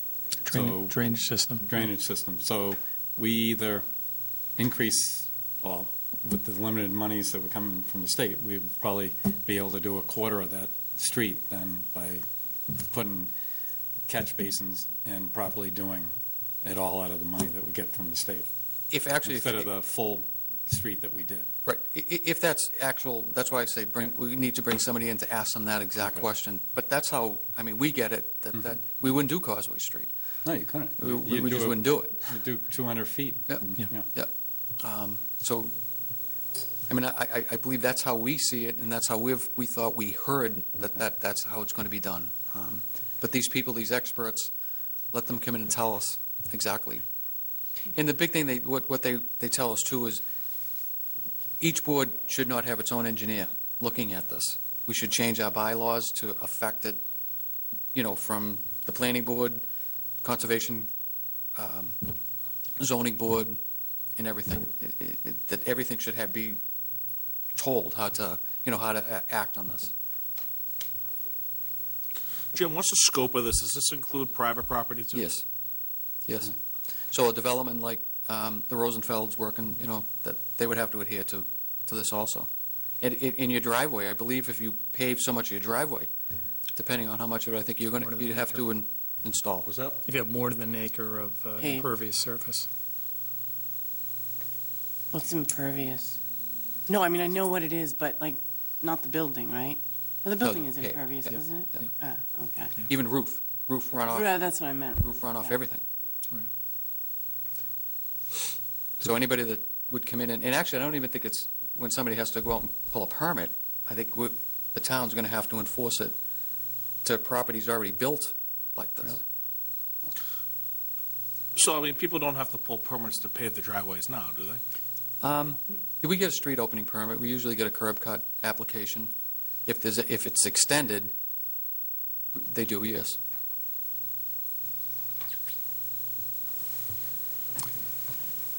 Actually, if I could also suggest that we send an invitation to Representative Kennedy's office to attend as well. This is really a federal issue. It's not a state mandated. It's a federally mandated program. So. Sure. What's good about if we bring Kilfinger, Kleinfelder, if we bring them in, it could be, we could be interviewing them to see if they would be the engineering firm that we'd eventually go with. Because we're going to have to hire some firm to represent us. Right, so I'll set it up and I'll get back to the Very good. town administrator. And Yeah, especially. Thank you, Jim. Thank you. can we do the permit now, too? Yes, we can do the Yes. permit now. That'll be quick. That's easy. We received a permit. It's in your packet back on 10/15/14 to extend the gas service. John Kazis, 979 Main Street. I met with the gas company on Thursday. They're planning on not to cut the sidewalk, hopefully. It would be a 6x3 patch, and it would be close in between where the new police station and the new building is. They would hopefully just cut in the street, and they'd be able to tunnel under the sidewalk. This is to Main Street, not Yes. Auburn. Okay. Main Street. And if we don't give him the extension, he'll have to wait till the spring, and that will hold off on both occupancies for the restaurant and the liquor store that he has plans to hopefully open before the end of winter. In addition, they're also going to cut and cap the old service. It would be a smaller square than what this table is. No, that's right, in the same proximity. Okay. When are they going to do it? As soon as somebody gives me permission to tell them. They'd like to do it this week where the weather is. Madam Chair? Mr. Smith. I move that the Board of Selectmen do approve a street opening / trench permit for Columbia Gas, and this for the Casas property at 979 Main Street to install a new gas service. I'll second that. It's been moved and seconded to grant a trench opening permit. I guess the permit doesn't it go to the excavator, R.J. Devereaux? It does. Oh, on behalf I'm of sorry. Columbia Gas and You're right. John Cases to open a 6x3 patch of Main Street for the purposes of installing new gas service. All those in favor? Aye. Aye. Aye. Thanks. Did you need this, Jim? No, I have that. Did you have this, too? Yep, I Okay. have it all. And Mr. Kazis thanks you.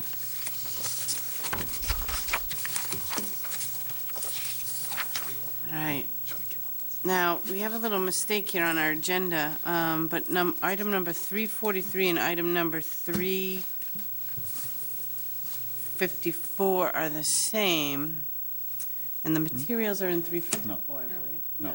343 and 347 are the same. Oh, yeah. Sorry. Okay. Regarding the advanced life support. Mm-hmm. Okay.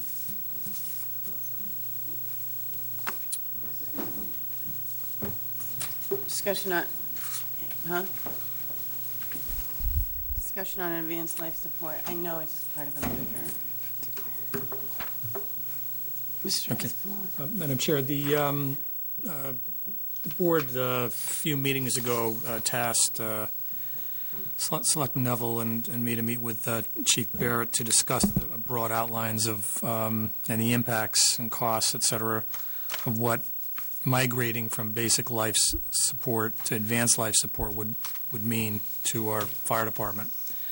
I'll leave it to the chief to describe the difference between ALS and BLS, but maybe that we should do that first, Madam Chair, now that I think about it, and ask the chief to get into what he thinks is the pros and cons of the issue, and then I can go through the costs, if that's okay.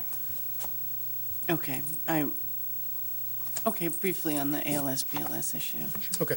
So it's the issue that we've talked about for the last 2 years. Both budgets I presented, the first one was some mentioning of ALS, and then last year the full transition. I provided several handouts for it, so if we need to go back to them. So the biggest reason for this is that we could run into a problem in some years where the ALS provider that we have now no longer exist. We went through this with all the hospitals in the area where they went out of business providing ALS, and we were busy shopping around. So the biggest concern between ALS and BLS is ALS can administer medications. They can start intubation, monitor cardiac rhythms, a bunch of different things that what's that? IVs, intravenous? IVs, yep. And nowadays, with all the allergic reactions, the amount of drug overdoses that we have in town, this is a concern that we have. And my belief is that this is what the residents, need, is for us to start the transition to this ALS version of EMS. Those are the biggest things that I think I hit them all. So I'll take any questions on those. And so right now, if you get a call, and it's been identified either through the dispatch or through the first person to respond that it's an ALS, something else is needed, something additional, what would describe that process? So usually if we take a 911 call, the dispatcher has a certain amount of questions that they have to ask. When it hits a certain criteria, then they know they need to notify ALS. So right now we contact Events EMS out of Medway, and then they respond along with us, usually after us, and we meet them at some point, either on scene or on our way to the hospital. Same as if we respond and we determine when we arrive on scene that this is not a BLS call, that's an ALS call, we again just contact them and meet them en route to the hospital. If we are unable to meet up with events, we are able to pull some medics from Norfolk, Westwood, and then from Milford if we need to. And this is the concern that I have. I was here when we lost the hospitals, and we called it, we were shopping around for medics. And, this is somebody's life that we're taking care of, and I'm calling 4 towns to see if I can get a paramedic before I go to the hospital. It was a scary time, and luckily, events came along and they were able to help us. They do a great job for us now. It's just the future that I'm concerned about, and we really want to start to address it now. Mr. Espinola. Madam Chair, currently we have 9 firefighter EMTs that are certified in basic life support. The plan would be to hire 3 more firefighter EMTs with existing paramedic certification, so that ultimately, long-term, we would have at least 8 of 12 of the firefighters trained in advanced life support. The program to transition requires a class that the employee would have to take. It's 1,150 hours of classroom time, 120 hours of ride time, observation, and 120 hours of observation time, I'm sorry. The programs are offered by Mass Bay Community College and other private companies. The courses are offered 2 days a week, every other Saturday. Employees could continue to work, but we need to check on an overtime issue to see how that would all work out while they're going to school. The training process takes about 10 months. The class itself for a student is about $7,900 currently. We would send 2 firefighters per year to school. Once they get certified, there's continuing education credits that they have to get. That's going to be another $6,000 per year total for the 8 that we ultimately want to hire, or have certified, not hire. What this program would allow us to do, we think, is in year 3, would allow us to bill at the ALS rate. Currently, we're paying events $250 per run to provide services, and events on top of that is billing their ALS rate, and we are merely billing the BLS rate. Just as an outside information, we also need an ambulance in the next 3 to 5 years. When you hire additional employees, there's an increased pension liability and an increased health insurance liability for retirees. In FY12 and 13, we paid out $76,250 for ALS service to events. Can I just ask that be clarified for 1 second? So if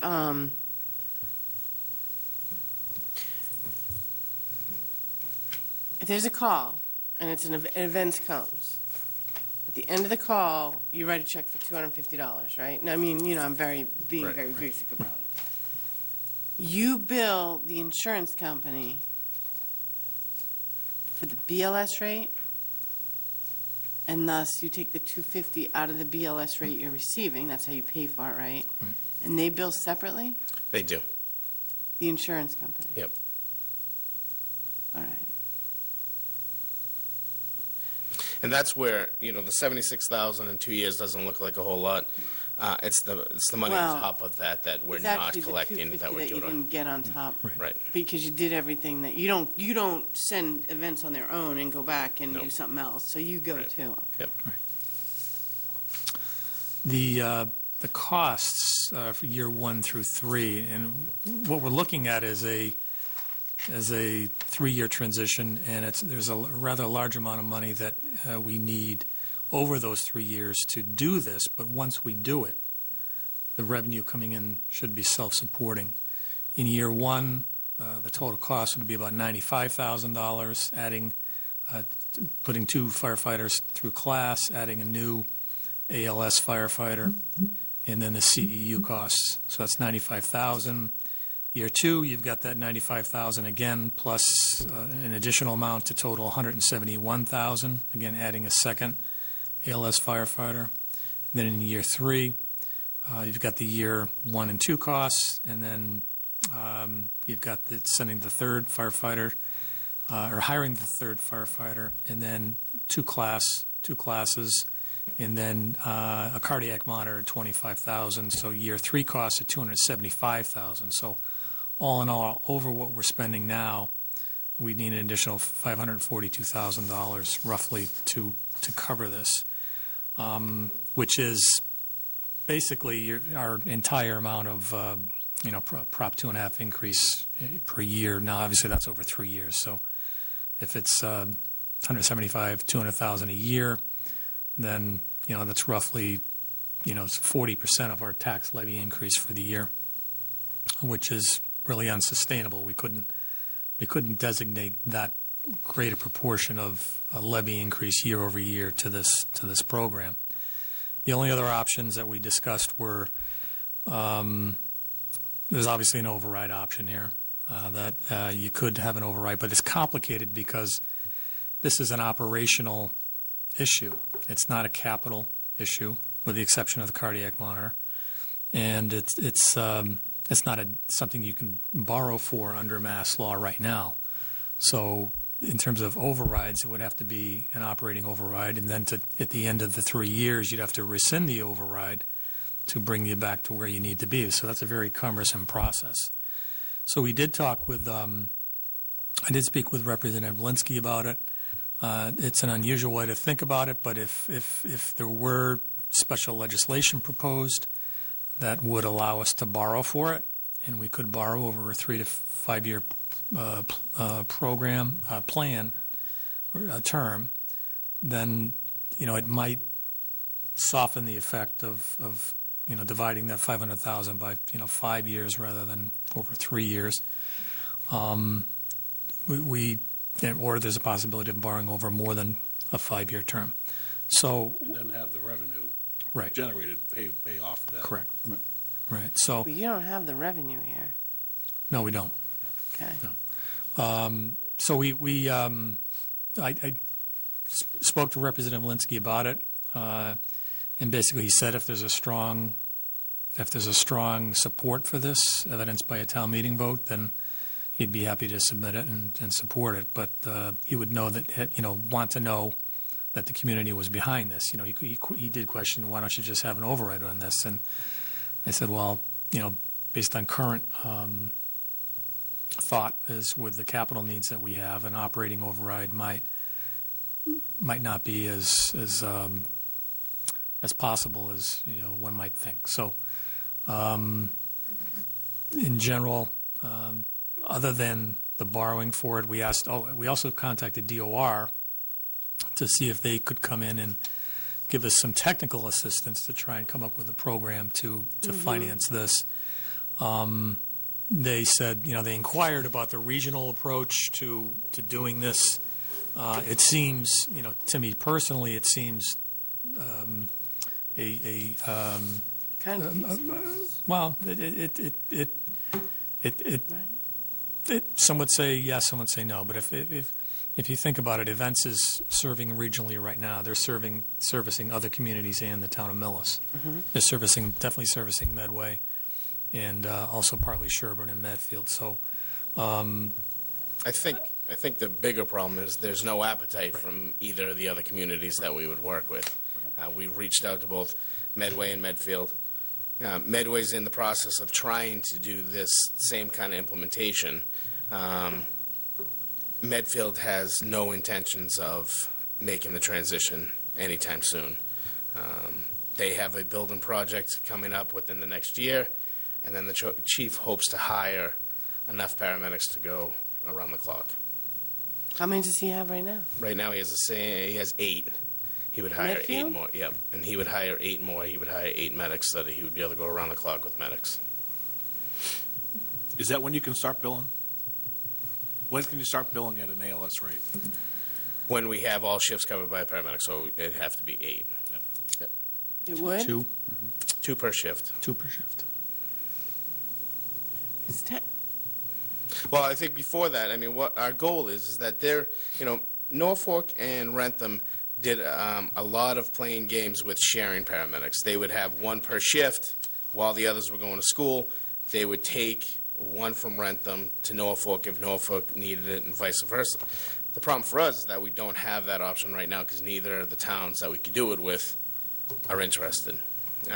We couldn't do it with Norfolk because now they're staffed with 2 paramedics per shift. They're not going to strip 1 to help us get 1. So there's some movements that can be done. We have some paramedics on staff already. We have 1 that's just about to finish up. So there could be some, callbacks that could be done, staffing of 1. So there's some games that we could play with it to get it covered. The problem is we don't have any full-time members that are paramedics. And I think the other feature you forgot to mention is that this is a requirement that you either staff it or be in a contract such as Right, we are. right. Yeah, So part of this isn't just a want of the Right. department. This is a requirement that is being set forward, that we either stay under contract with events, which is just a one, nothing wrong with them, as Right, right. Chief indicated, but that's a one-shop house right now. And this would augment that ability to, just go with one service. And thank you, because that is one of our concerns, is that state protocols require on certain calls, paramedics are notified in a certain amount of time. We luck out because we have events. If we don't have them, we're not meeting state requirements. That's when we start to get concerned about ambulance licensing. That was the impetus for all of this. And then, the end result will be that in the third year, yes, Yep. we will be at a level that we could start self-sustaining by billing at that other rate. Right.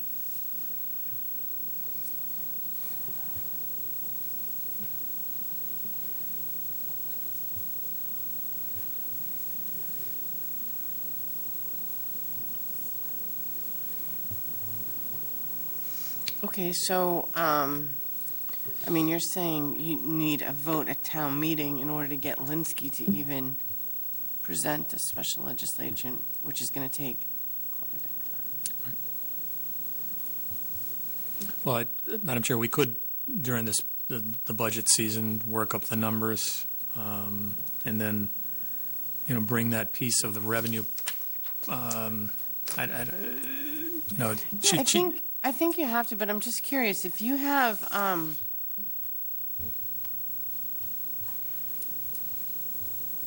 you need to have 8 ALS certified, right? So that you can have 2 per shift? Mhm. But if you call events, don't you just have 1? From events? They have two. They come with 2. But they come with 2, but really only 1, right? Goes Right. with the ambulance. Right. So, We're going to get into a whole thing about Okay. different regions in the state. We fall under a region that requires 2 paramedics per shift on an ambulance call. Events runs under a different region that allows for what's called a PB waiver, 1 paramedic, 1 basic. He usually comes with 2, and quite often both of them have to jump into the back of the truck. But he has the luxury of one is, as an intercept truck, they're able to hop into our truck and follow, so that if anything does happen, we can pull over that Pull over second and stop. paramedic and get Okay. back in. So under their region, they luck out with that. We don't. Norfolk tried it. They tried some special legislation to get it across, and they were unable to do that.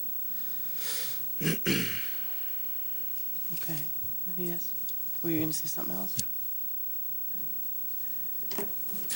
No, only that, as Chief said, that the concern is that if events gets a lucrative contract somewhere else, they can't afford to provide us with service, or something else happens with the company or the principals associated with the company, then we're stuck with having to contract out with a larger ambulance company, AMR, someone else, who's going to be charging a lot more than $250 per run. So it's a concern that we're left with no good options should anything happen to our existing vendor.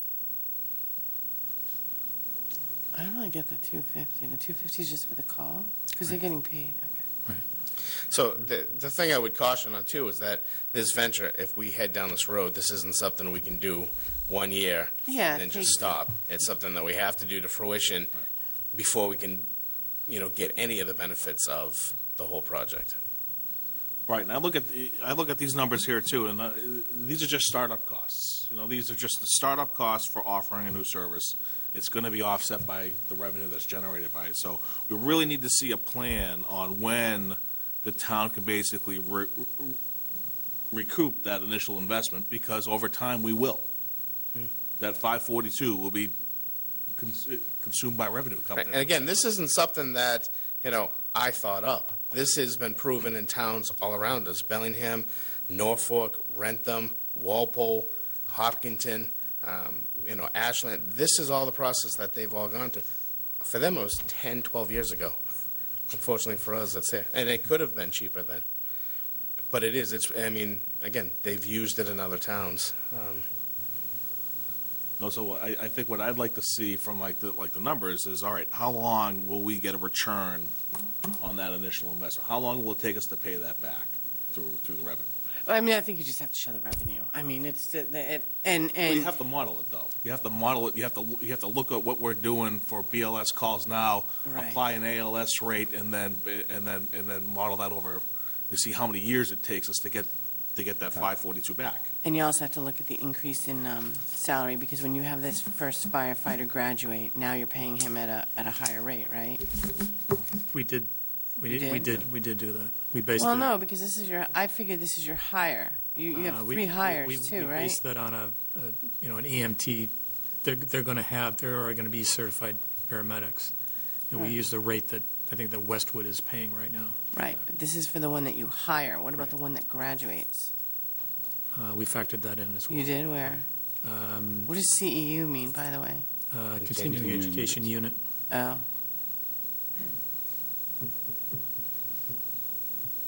Well, yeah, I mean, you need to know what your BLS rate is now, less your 2250, and then what it would be then. And the only concern that we have is that we can't take every call that we do in the town of Millis and say, we do 800 medicals. Okay, that's all ALS, because it's not. Right. You know, we Well, who bills for them? Do they bill on their own? they bill for their own, yep. They do? Yep.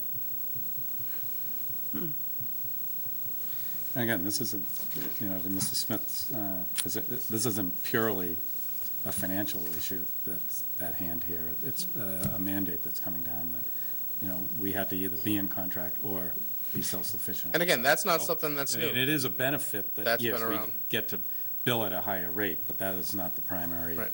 goal here. And I know one of the concerns I've seen that ambulance needs to be replaced in 3 to 5 years. My goal, and, you'll hear it in budget time, is to replace it a little bit sooner, because we are missing, second medical calls that are revenue generators, that we can, definitely make back some of that revenue by having that second ambulance also. So that will be something we'll also be looking at. And in that 3 years, if we were to do an ambulance, that cardiac monitor could be part of the spec for the new ambulance, relieve some of the costs that way. And again, by doing this hire, we're trying to do this to eliminate some of the overtime costs, because we can, again, shift some of the shifts around, so the person who's in paramedic school is on a 3-man shift. During the day while he's in class, we're at a minimum of 2. Come back at night, he's back up to full strength, and we have our... So we're trying to do some of that. And again, as we keep growing, we keep moving those shifts around so that we get it done.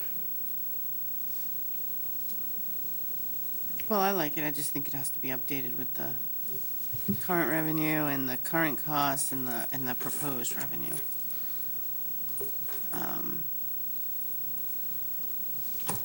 Yeah, absolutely. I think, we still have to keep going down this road. I mean, we're talking about budget priorities later on. This is towards the top of my list to get going on this, so. I'm sure one thing Representative Linsky asked, if I could ask the chief to check into, was whether any other communities have taken this approach of borrowing to Okay. implement it, to see if it's been done before. I haven't heard of it. Representative Dooley has talked to me quite a bit about it, and we've looked for funding options and talked about it. I don't know if he can be, any assistance in there, but we can try. Okay. So for my side, we're looking for some numbers from Comstar Billing on what we Comstar bills the person single bill, I think. I didn't hear that. What was that? No, I'm just, one bill from Comstar to cover everything. Right. Okay.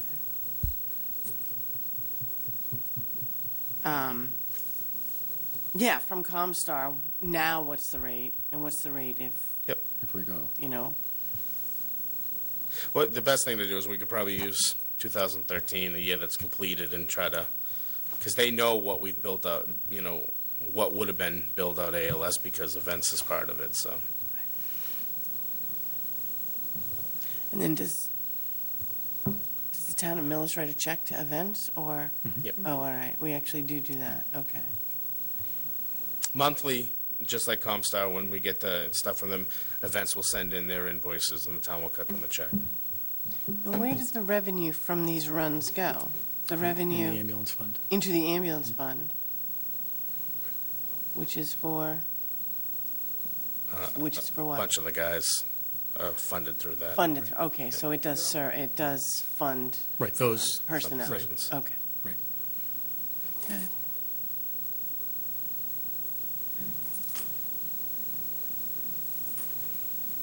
Okay, thank you. Is there anything else on here for you? Just the 106 licenses and class 2 and 3. Okay, let's do that horrific job. So I'm sorry to keep you all waiting here for so long. Thanks, Scott. So it's number 345. And because the very popular license tonight is the Class 2 and Class 3, let's do those ones first.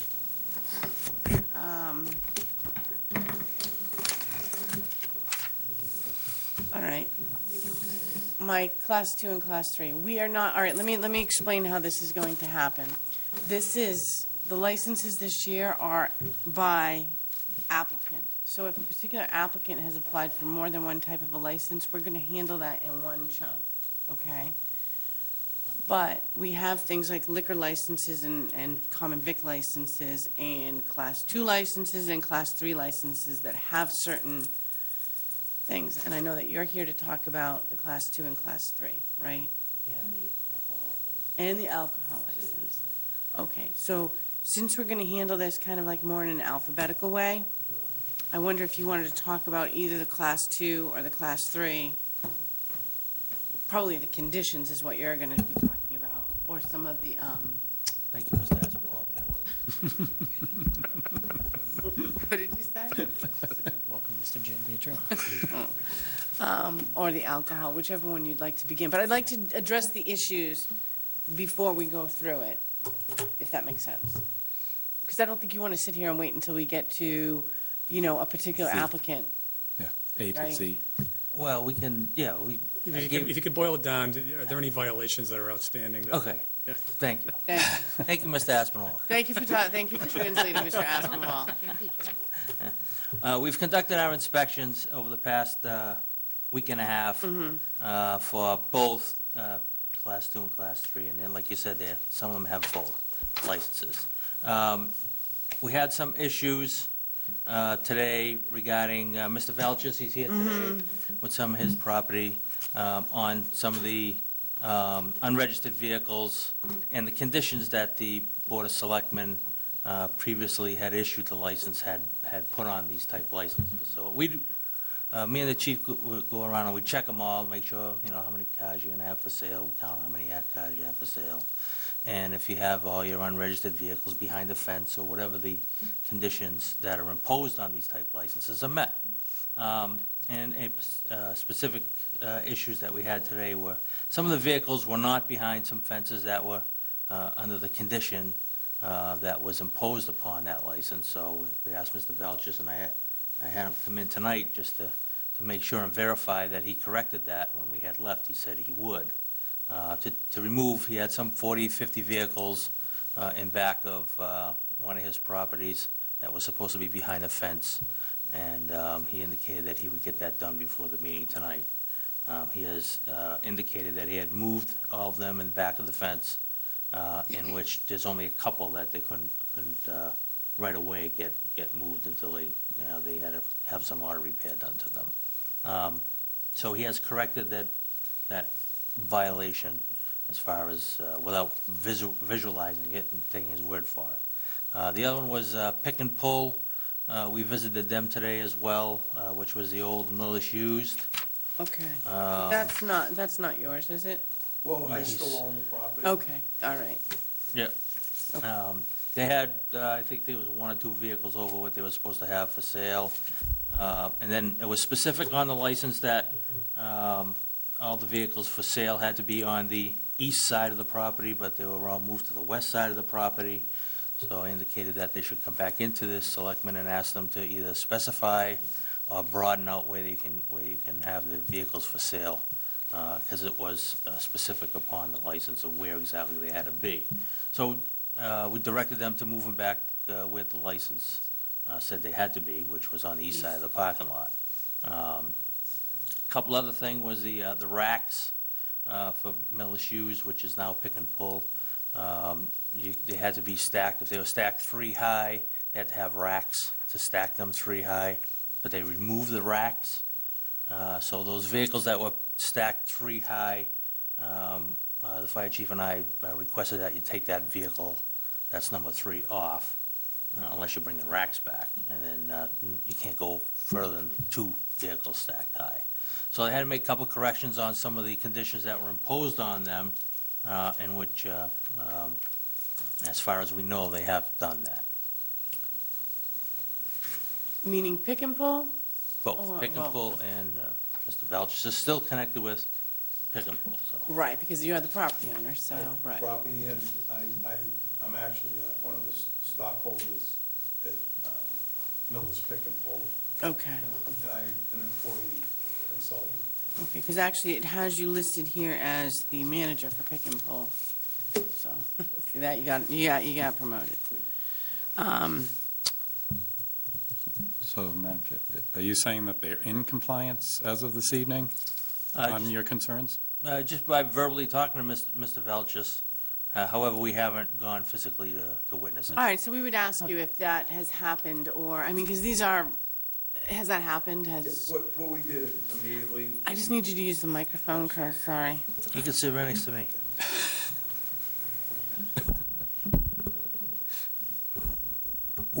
What I had them do immediately was put the cars on, like at Pick and Pull, 1465 Main Street, put the cars on the east side from the west side.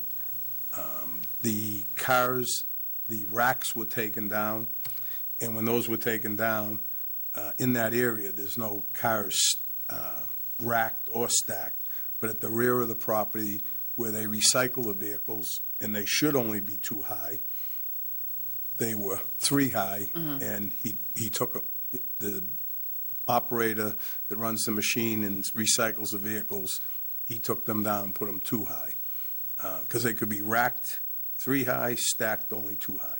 Okay. So that was taken care of. At 1372 Main Street, there was vehicles behind 1370. There's a mechanic there. They were all whole vehicles, running, driving vehicles, but the ones that weren't registered, which there was probably 40 or 50, I didn't count every one of them, that they were moved behind the fence at 1372. There's 3 there that I checked before I come up tonight. They weren't moved because they didn't have the car carrier there, and they were good vehicles, so they didn't want to pick them up with a machine. So they will be moved behind the fence first thing tomorrow morning, but they are going in the building for repairs. And at 1475, there was, I guess, 9 vehicles over that was supposed to be there, and those were all moved also. And that was all done before, say, 6 o'clock tonight. That's Millis Car Care Center, right? Yes. Yeah.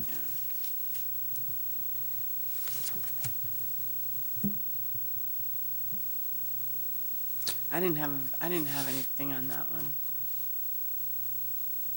I have 1372. I mean, I have a license. I don't have a problem, like, I don't have anything written down for that.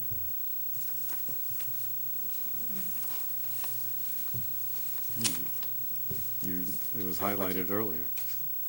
Did I highlight it? Yes. Well, I highlighted it because it's the same. All right, Oh, I thought it was No, because no, of the because conditions that it's you. a 2 and 3 license, but I did not because there was a problem with it. Oh, okay.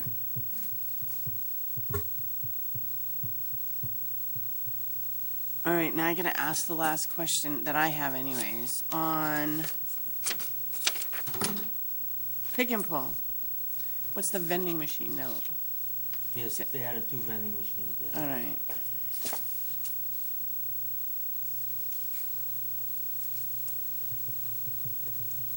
So I don't think, right, do we need a vending machine thing? Hold on. I don't know if there's a vending machine license. I know we don't have one for this building, and we have a vending machine. Well, then, you're good. That's fine. Well, I don't know why, I know, but obviously, because I'm thinking, like, even the bowling alley or whatever, there's supposed to be a, Licensing is not my strong point, Madam Chair. okay. Something new, I made a note of it. No, that's good, because, It's not entertainment. it's not automatic amusement. You're not preparing food. Yeah, I was looking at Ryan Family Amusements to get an idea, but I don't see it. Okay.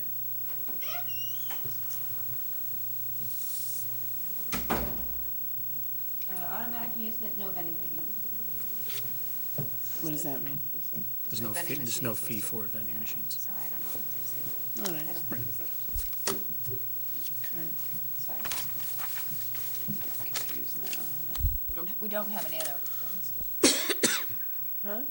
If there is, we don't have any vending machines. No, I was just wondering, because it was a note, and you noted something that's new, and that's fine, but I didn't think there was a, okay. Madam Chair? You never Yes. know. Could I start, Ms. Bray, did you get an answer on the bond amount? I did not. In going through the files the other day, we noticed that some applicants or licensees had a bond at $20,000 and some had a bond at $25,000. And we just need to get to the bottom of which amount is the appropriate amount. For what? The Class the 2s? class twos.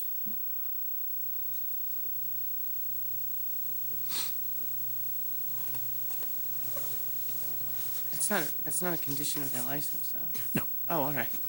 Okay. All right, so, I think that's all right. Do you have anything else to add for the class 2 and class 3? Nothing. All right, now I think I might have had a question. On,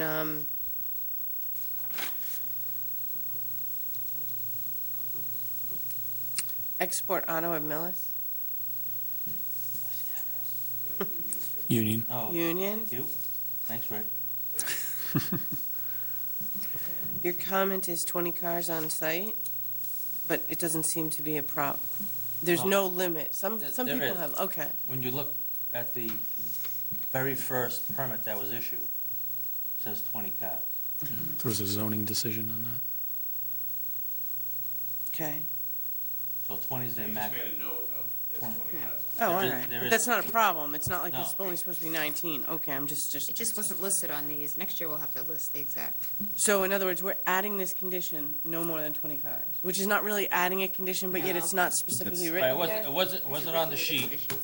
So in the actual permit issued years ago, it says 20. All right. So I made a note to make sure that I Yeah. saw no more than 20 It's cars. just not on the checklist for whatever reason. It's a zoning decision, not it's a limit set by a decision by the ZBA. Okay. I just wanted to make sure I could It remember. probably would be helpful to have that. I think we can add it. I mean, Yeah, it's we a can zoning, add it it's on a the sheet. decision, Yep. and it makes it easier. Okay, hold on.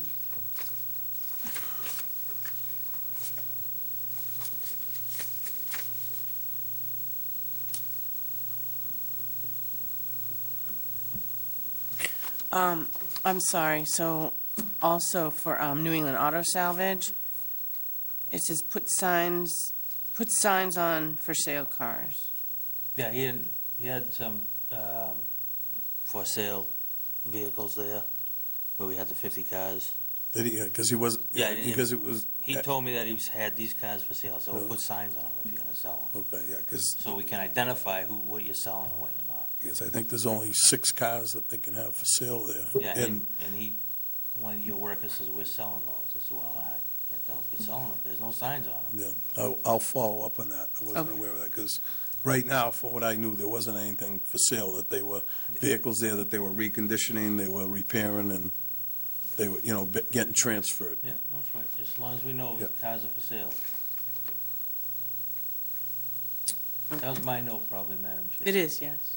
So I didn't forget. Okay, and I'm going to tell you, it takes me a long time to read your notes because I can't really read that writing. It's a little tough. Mr. Aspinwall has the same problem. Yeah.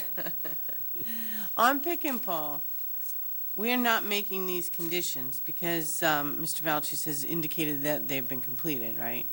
These aren't conditions. They are already conditions, right? No, they're already, Right, no, they're violations. they're already conditions. Okay. The violations of the conditions. However, Mr. Valgis says he corrected He's them. correct. So he's in compliance. It's up to you to say that. And I, I will be more diligent on making sure people live up to the conditions. Okay. I remember the first year or two that I was a selectman, I actually had to go inspect too. We don't do that anymore. Remember? Yeah. Yeah.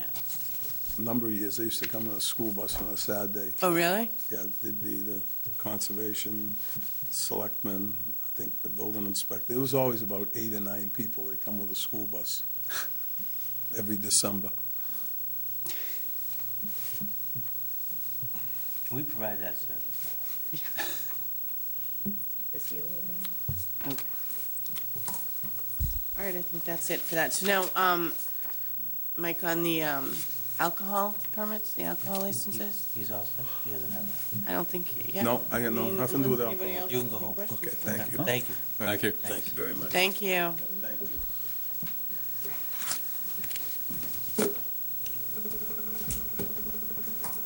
Okay, safety inspections for the alcoholic licenses. Annex, is that correct? Mhm. Yeah, we give you the, Certificates, they're all attached to certificates? the back of the, Got him. got them with, there's, on those, yeah. we've issued them with conditions. Some of them have not given us all our paperwork that that's mandated, like sprinkler inspection reports. There's some with some emergency lights that are not operating. In the past, what we've done, what the board has done, has issued the alcoholic license, 30-day temporary, a contingent upon making sure that after 30 days, we received, the fire chief and I has received what we needed to make sure that the property is safe. But that's totally up to the board. So if sprinkler reports are mandated, for anyone who has a sprinkler system, it's the owner's responsibility to contract with or hire a sprinkler firm to come out and run the test, make sure the sprinklers are working, give us the paper trail and the report saying that they've done it, everything is operational every year. That's mandated. Some establishments have not given us that paperwork at this time. Therefore, it's we can't verify that the sprinkler system is operational until we have that. So as a condition that I've noted on issuing the permits, the certificates for tonight's meeting, which would be totally up to you, the board, to accept it or not, is that they're in the process of having these companies come out and submit the paperwork to us so we can review it. Okay. Are they behind these? Okay. Sorry. It's okay. I missed that. Like, I missed that. Some of them I've scratched out because they came in the last minute, the last hour, 6 o'clock tonight, with the paperwork. Before I get them to you, it's checked. All right, you know what I'm going to ask you to do on these is that maybe when we get to them, are you going to remember if it had an issue or no? No, I like to write everything. You like to write it down? Yeah. All right.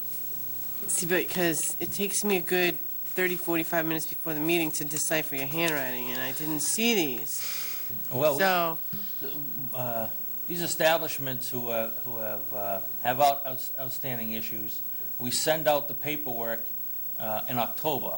yeah, So the process, for those who are not familiar with the process, is that the establishments who need to get these safety inspections, we have the list, we send out an application. So the establishment has to fill out the application and they have to pay a fee. And the fee is $80. So they send back the application all filled out with their fee of $80, and then we schedule the inspection and get out there and do the inspection. Once we get them all, and we schedule the inspection. Myself and the fire chief go out and do the inspections on the establishments. And it's, every year is the same thing. Emergency lights, exit lights, egress routes, make sure the egress are operational, fire alarm systems, and sprinkler system reports. Make sure the fire alarms are working, make sure the sprinkler systems are operational. So to verify that, the establishment has to hire a company and perform the operation. They hand over us the paperwork saying that it's operational. So some of the establishments have not completed that process. You know, they wait till the last minute, to the last hour to get it done. They all know, most of the establishments who have been doing this every year should have all this stuff ready well before the December deadline. So the inspection going up in December, doing the inspections, in my opinion, this should be presented to us, or it should be presented when they, are ready to schedule the inspection. Say, here's all the paperwork. However, some of them, whether it's too busy by the vendors that they hire or not, I don't know. Some of them have failed to come up with the paperwork as of yet, and they're in the process of doing so. So those are the ones that I made note of. Okay, but so can I just, for example, because, I mean, we can go through these, but if I can minimize your time here, which I know has been lengthy. For example, Glen Ellen, okay? You inspected on December 3rd. Well, it says 2015, but I know that would be the fiscal 2015, right? We were there December 3rd of this year. Okay, but either way, right, December 3rd of this year. Yeah. So, on it, there's a note that says, provide fire alarm report and repair 2 emergency lights. They haven't completed that as of yet. Okay. All right. So only if it was crossed out would they have completed it, correct? Before this meeting, yes. Okay, and you would have come in at 6 o'clock, you said that, and did that, right? I handed that to you right roughly around 5, 6 o'clock. Okay. 5:32. So if I see these notes at the bottom of the permit, what we would do is do a conditional upon Correct. you receiving the fire alarm report, or either the Correct. chief or yourself, Correct. and proof that they have repaired 2 emergency lights. Yes. Okay. Within 30 days. Within 30 days. Yes. So we'll issue the permit for January 1 You issue the permit, but with those conditions within 30. within 30. All right, Yeah. fine. Okay.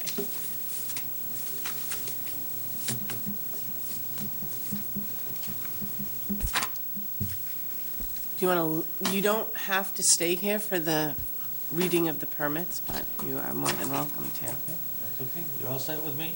I think so. Did you want to add anything, Rick? No. Okay. Unless you have questions while Maybe, but, And we should wait. all right. So we're doing each business one at a time, right? Yes. And I'm going to be in charge of making sure that we have, Madam Chair, Mr. Smith. I move that the Board of Selectmen do renew the following license to the AMVET's Post Number 495 of Millis, Mass. Incorporated, doing business as AMVET's Post Number 495 from a period of January 1st, 2015 to December 31st, 2015, an entertainment license, a pool table license, and a Veterans Club license. Okay. Hold on a second. I'm sorry.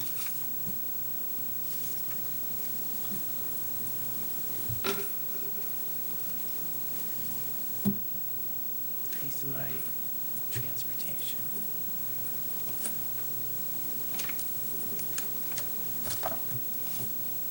Got it. Okay, go. You in order? As for the Veterans Club license, this is a condition. On the following condition, that they repair 3 emergency lights and submit The fire alarm report. fire alarm report within 30 days as a condition. I'll second that. It's been moved and seconded to grant the Amvotes Post Number 495 of Millis, Mass. The following licenses from January 1st, 2015 until December 31st, 2015. An entertainment license and a pool license. And that they also receive an alcohol license for a veterans club. However, that is subject to them submitting within 30 days a repair certificate for 3 emergency lights and a fire alarm report. All those in favor? Aye. Madam Chair, Mr. Smith. move that the Board of Selectmen do renew a license for Bethany House Ministries Incorporated, doing business as Bethany House, for a junk collector license. I'll second that. It's been moved and seconded to grant a license to the Bethany House Ministries Incorporated, doing business as the Bethany House, a junk collector's license. And that's, For the all these same. are going to be from. you want For me to do- 2015. All those in favor? Aye. Aye. You got the condition for this? I do. Cooking with gas.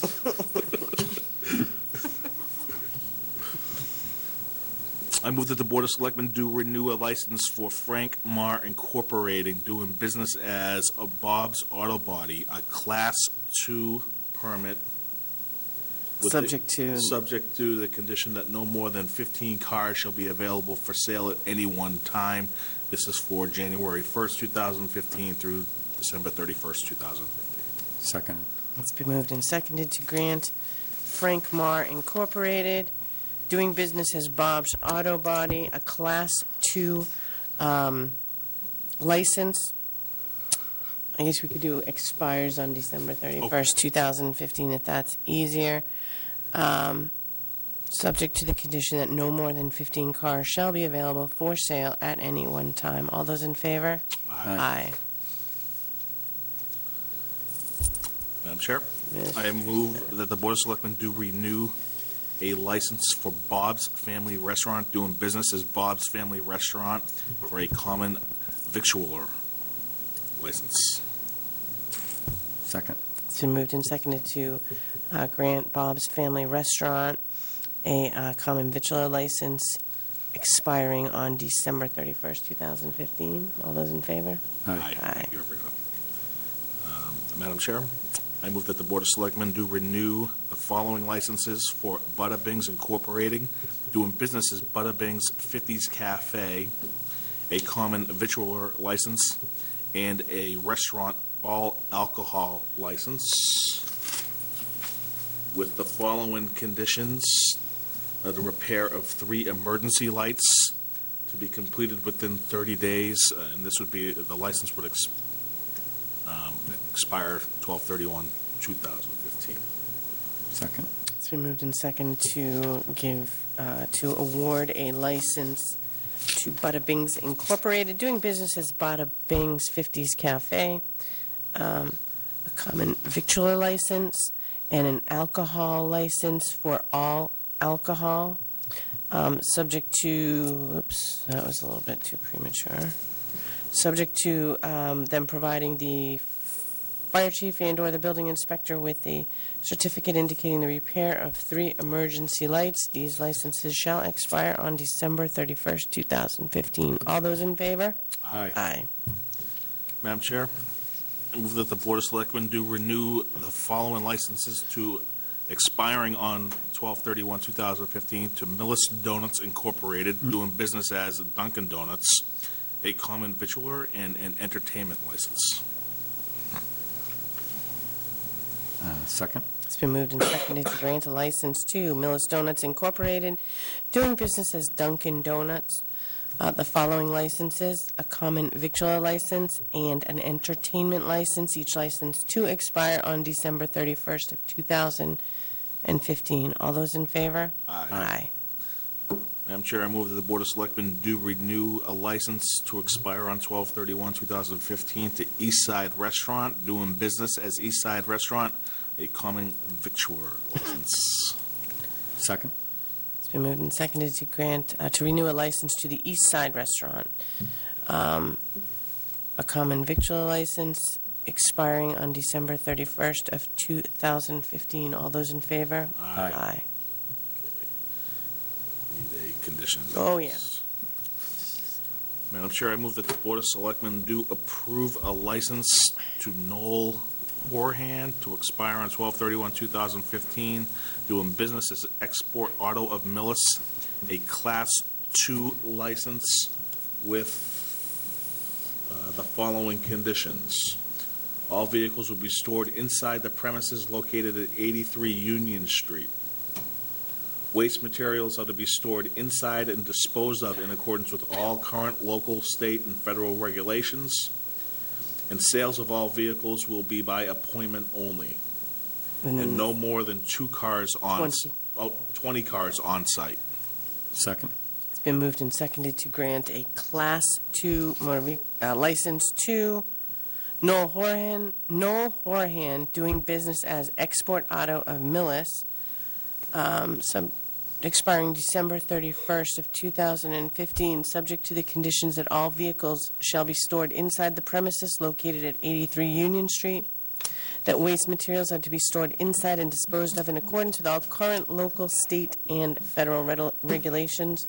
Sales of all vehicles shall be by appointment only, and no more than 20 cars on site. All those in favor? Aye.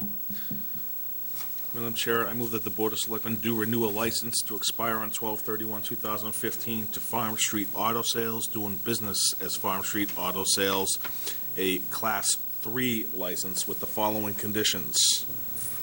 That all junk cars to be at rear of buildings surrounded by a 6-foot stockade fence and not be within 100 feet of the road.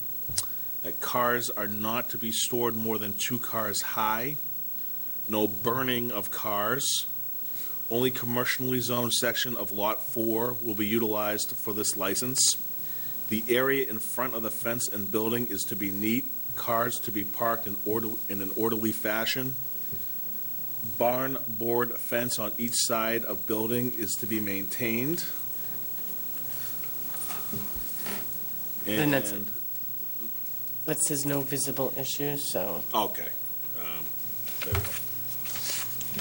I'll second that. It's been moved and seconded to renew a Class 3 license to Farm Street Auto Sales, subject to the conditions that all junk cars shall be stored at the rear of the building, surrounded by a 6-foot stockade fence and not be within 100 feet of the road, that cars are not to be stored more than 2 cars high. There shall be no burning of cars. Only commercially zoned section of Lot 4 to be utilized for this license. The area in front of the fence and building is to be neat, cars to be parked in orderly fashion, and the barn board fence on each side of the building is to be maintained. This license will expire on December 31st, 2015. All those in favor? Aye. Aye. Madam Chair, I move that the Board do renew a license to expire on 12/31/2015 to Morganti's Incorporated, doing business as Fifth Avenue Wine and Spirits. This is a package store all alcohol license. Second.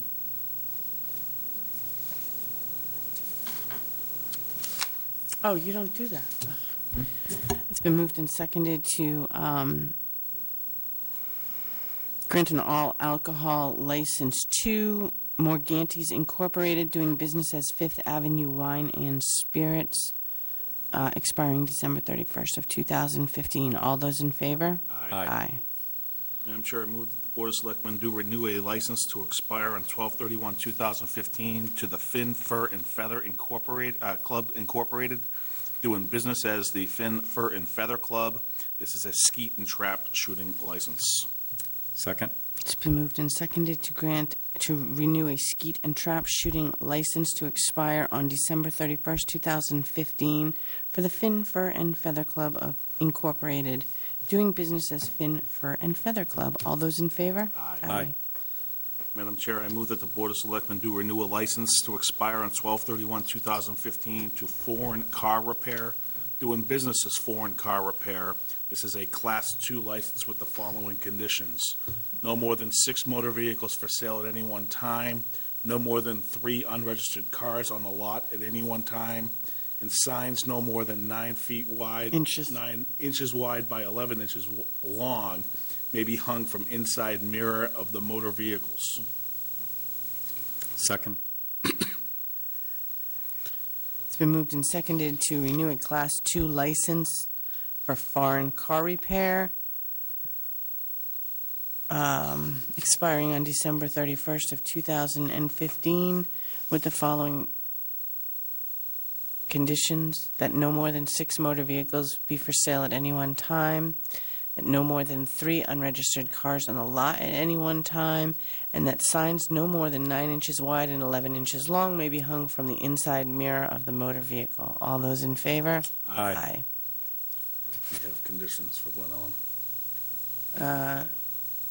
No, I don't know. Yes, we do, because I used that as an example.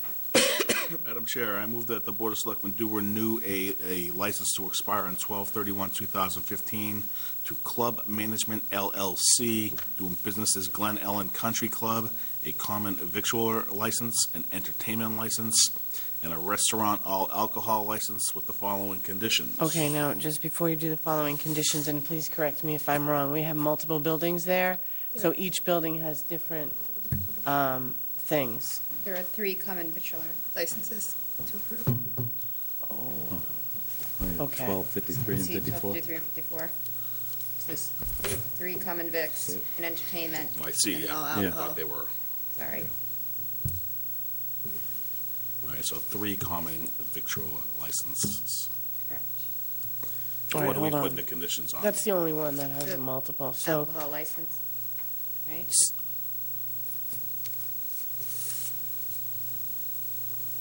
one alcohol license, right? Right. Yeah. Multiple buildings. The license covers the entire property, the The alcohol alcohol, yes. license.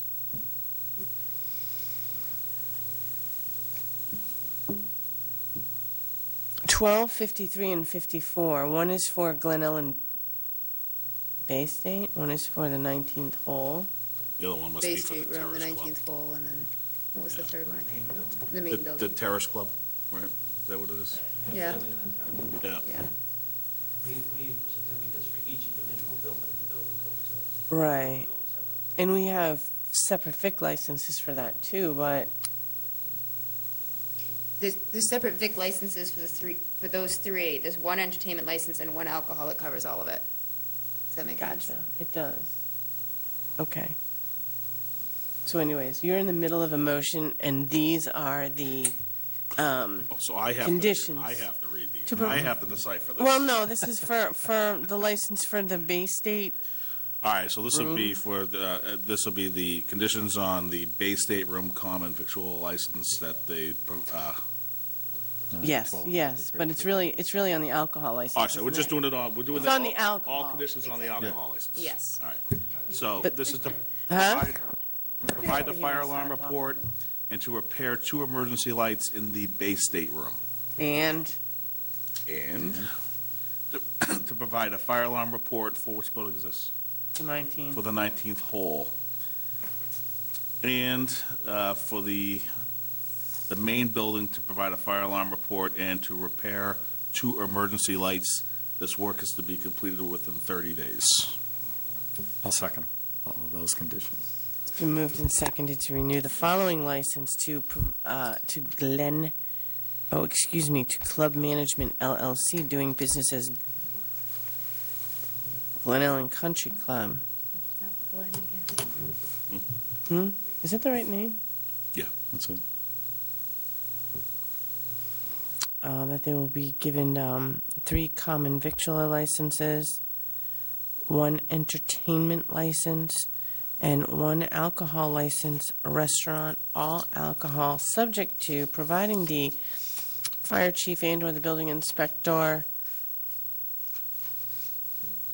with the following within 30 days, that they shall provide a fire alarm report for the Bay State Room building, and that they shall repair 2 emergency lights in that building, that they shall provide a fire alarm report for the 19th hole, and that they shall provide a fire alarm report and repair 2 emergency lights in the main building? Oh, the terrace, main building.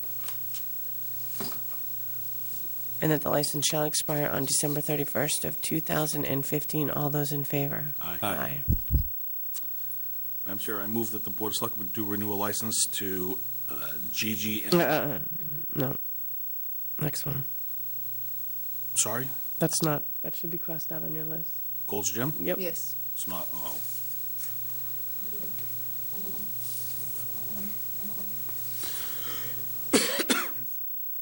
I move that the Board of Selectmen do renew a license expiring 12/31/2015 to Millis Package Store Incorporated, doing business as Harkey's.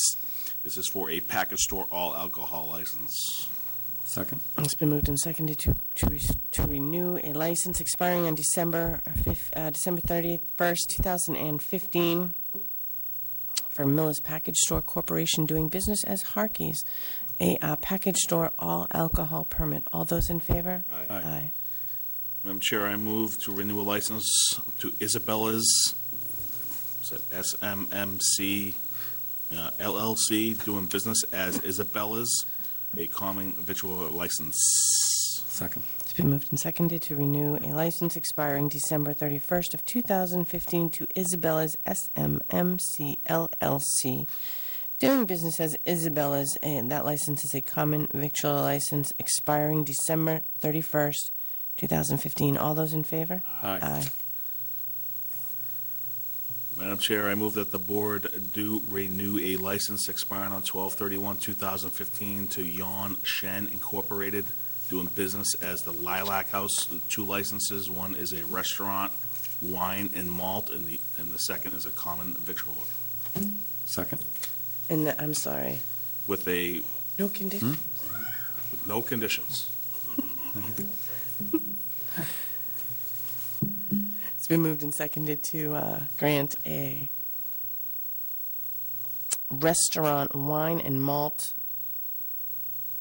license, alcohol license, and a common victualler license to Yuan Shen Incorporated, doing business as the Lilac House, expiring December 31st of 2015. All those in favor? Aye. Excuse me. Madam Chair, I move that the board do renew a license to expire on 12/31/2015 to St. George and St. Mary Incorporated, doing business as Louis Pizzeria. It's a common victualler license. It's been, I'm sorry. Second. It's been moved and seconded to renew a license for St. George and St. Mary Incorporated, doing business as Louis Pizzeria. And that license is a common victualler license expiring December 31st of 2015. All those in favor? Aye. Madam Chair, Mr. I move that the board do renew a license to expire on 12/31/2015 to Highland Wine and Spirits Company, doing business as Lumpy's Liquors. This is a package store all alcohol license. Madam Chair, didn't we, over the summer? We do an did. Address change? Yes. We did. Is it What not? is- It will be a new, It says it will be a new address. Shouldn't it be Maine? Yeah, I'll just update it. Sorry, Okay. I'll update it on the sheet. Yeah, it's that. Thank you. Second. It's been moved and seconded to renew a license to to Highland Wine and Spirits Company, doing business as Lumpy's Liquors, a package store all alcohol license expiring December 31st, 2015. All those in favor? Aye. Madam Chair, I move that the board do renew a license expiring 12/31/2015 to Main Street Mobile Incorporated, doing business as Main Street Mobile. This is a package store wine and malt license. Second. It's been moved and seconded to renew a license to the Main Street Mobile Incorporated, doing business as Main Street Mobile, a package store wine and malt beverage alcohol license expiring December 31st, 2015. All those in favor? Aye. Aye. Madam Chair, I move that the board do renew a license to expire on 12/31/2015 to El Karma Incorporated, doing business as Marino's Pizza, a common victualler license. Second. missing that one. No. I'm missing I'm not missing it.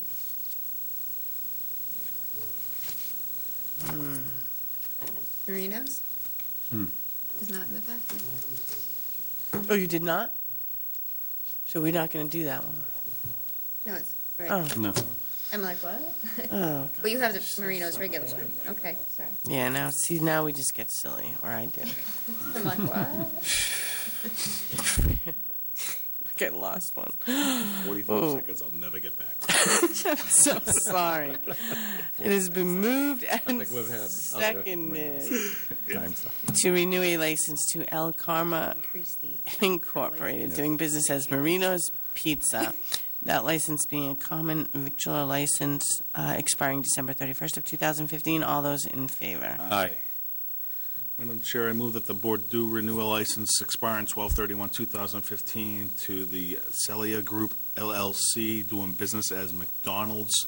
2 licenses, one is a common victualler license, the other is an entertainment license. Second. It's been moved and seconded to renew a license for the Celia Group LLC expiring December 31st of 2015 and doing business as McDonald's. Those 2 licenses are a common victualler license and an entertainment license. All those in favor? Aye. Aye. And we need conditions here. Is there conditions on both the 2 and the 3, or? On the 2, yes. Car care. And on the 3, yes. Okay. This is car care. Madam Chair, I move that the board do renew 2 licenses to expire on 12/31/2015 to Millis Car Care Center, doing business as Millis Car Care Center. First is a Class 2 license with the following restrictions: that all damaged cars and parts are to be stored behind The same restrictions for both. the so. same restrictions for both classes, then. Class 2 and a Class 3 with each with the same restrictions, that all damaged cars and parts are to be stored behind the fence, and none will be left in front of the fence overnight. Loaded trailers are not to be left in the front yard overnight, and parking area must be graded, gravelled, and properly maintained. Second. It's been moved and seconded to renew a Class 2 and a Class 3 license for Millis Car Care Center, subject to the following restrictions: that all damaged cars and parts are to be stored behind the fence, and none will be left in the front of the fence overnight. That loaded trailers are not to be left in the front yard overnight. That the parking area must be graded, gravelled, and properly maintained. And this shall expire on December 31st, 2015. All those in favor? Aye. Aye. Aye. Can I just stop right here, because we gave him a stormwater permit last year, right? Belches. Yeah. Yep. We didn't update the conditions to his Class 2s and Class 3s? No. We didn't, okay. Madam Chair? Mr. Smith. I move that the board do renew a license to expire on 12/31/2015 to AJRK Incorporated, doing business as Millis House of Pizza, a common victualler license. Second. It's been moved and seconded to renew a license to AJRK Incorporated, doing business as the Millis House of Pizza, a common victualler license which shall expire on December 31st of 2015. All those in favor? Aye. Aye. Madam Chair, I move that the board do renew a license to expire on 12/31/2015 to Pick and Pull, doing business as Pick and Pull, a Class 3 license with the following conditions. No burning of cars. Cars are not to be stacked more than 2 cars high or 3 cars to be stored in racks, and racks are to be screened so as not to be visible from the road. No junk or disabled cars to be located in front of the fence. No more than 12 used cars are to be on display on the east side of the parking area. All damaged cars are to be stored behind the fence, and none will be left in front of the fence overnight. Let me turn this page for you, sir. Thank you. Here we go. And parking area must be graded, gravelled, and properly maintained. I don't think so. Okay. Cars. Second. Okay, cars are stored on the west side. He addressed that. Oh, and I'm sorry, there's a second Yeah. Right, license too for the junk junk. collector with no conditions. I'll second the second. Okay. It's been moved and seconded to grant, or to renew a license for Pick and Pull, doing business as Pick and Pull, a Class 3 license subject to the condition that there be no burning of cars. The cars are not to be stacked more than 2 cars high or 3 cars to be stored in racks, and racks are to be screened so as not to be visible from the road. That no junk or disabled cars to be located in front of the fence. That no more than 12 used cars are to be on display on the east side of the parking area. And that all damaged cars are to be stored behind the fence, and that none will be left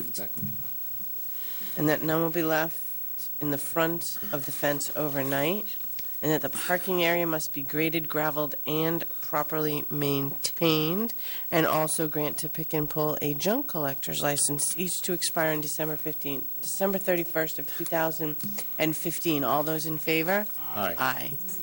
Madam Chair, I move that the board do renew a license to expire on 12/31/2015 to New England Auto Salvage, doing business as New England Auto Salvage, a Class 2 and Class 3 with the following conditions. That everything must be contained inside the fence, and that there is to be no enlargement of the area from its present size. Okay, these are different. So these are the Okay. Class 2s. So for the Class 2 conditions, everything must be contained inside the fence, and that there is to be no enlargement of the area from its present size, and 4 cars in running order for sale may be placed outside the fence in front of the building. We're set with that, right? But do the signs, shall we put, right? Signs in the cars for sale? And that all cars for sale require signs. Okay? Conditions And on, okay. Class 3 license with the following conditions.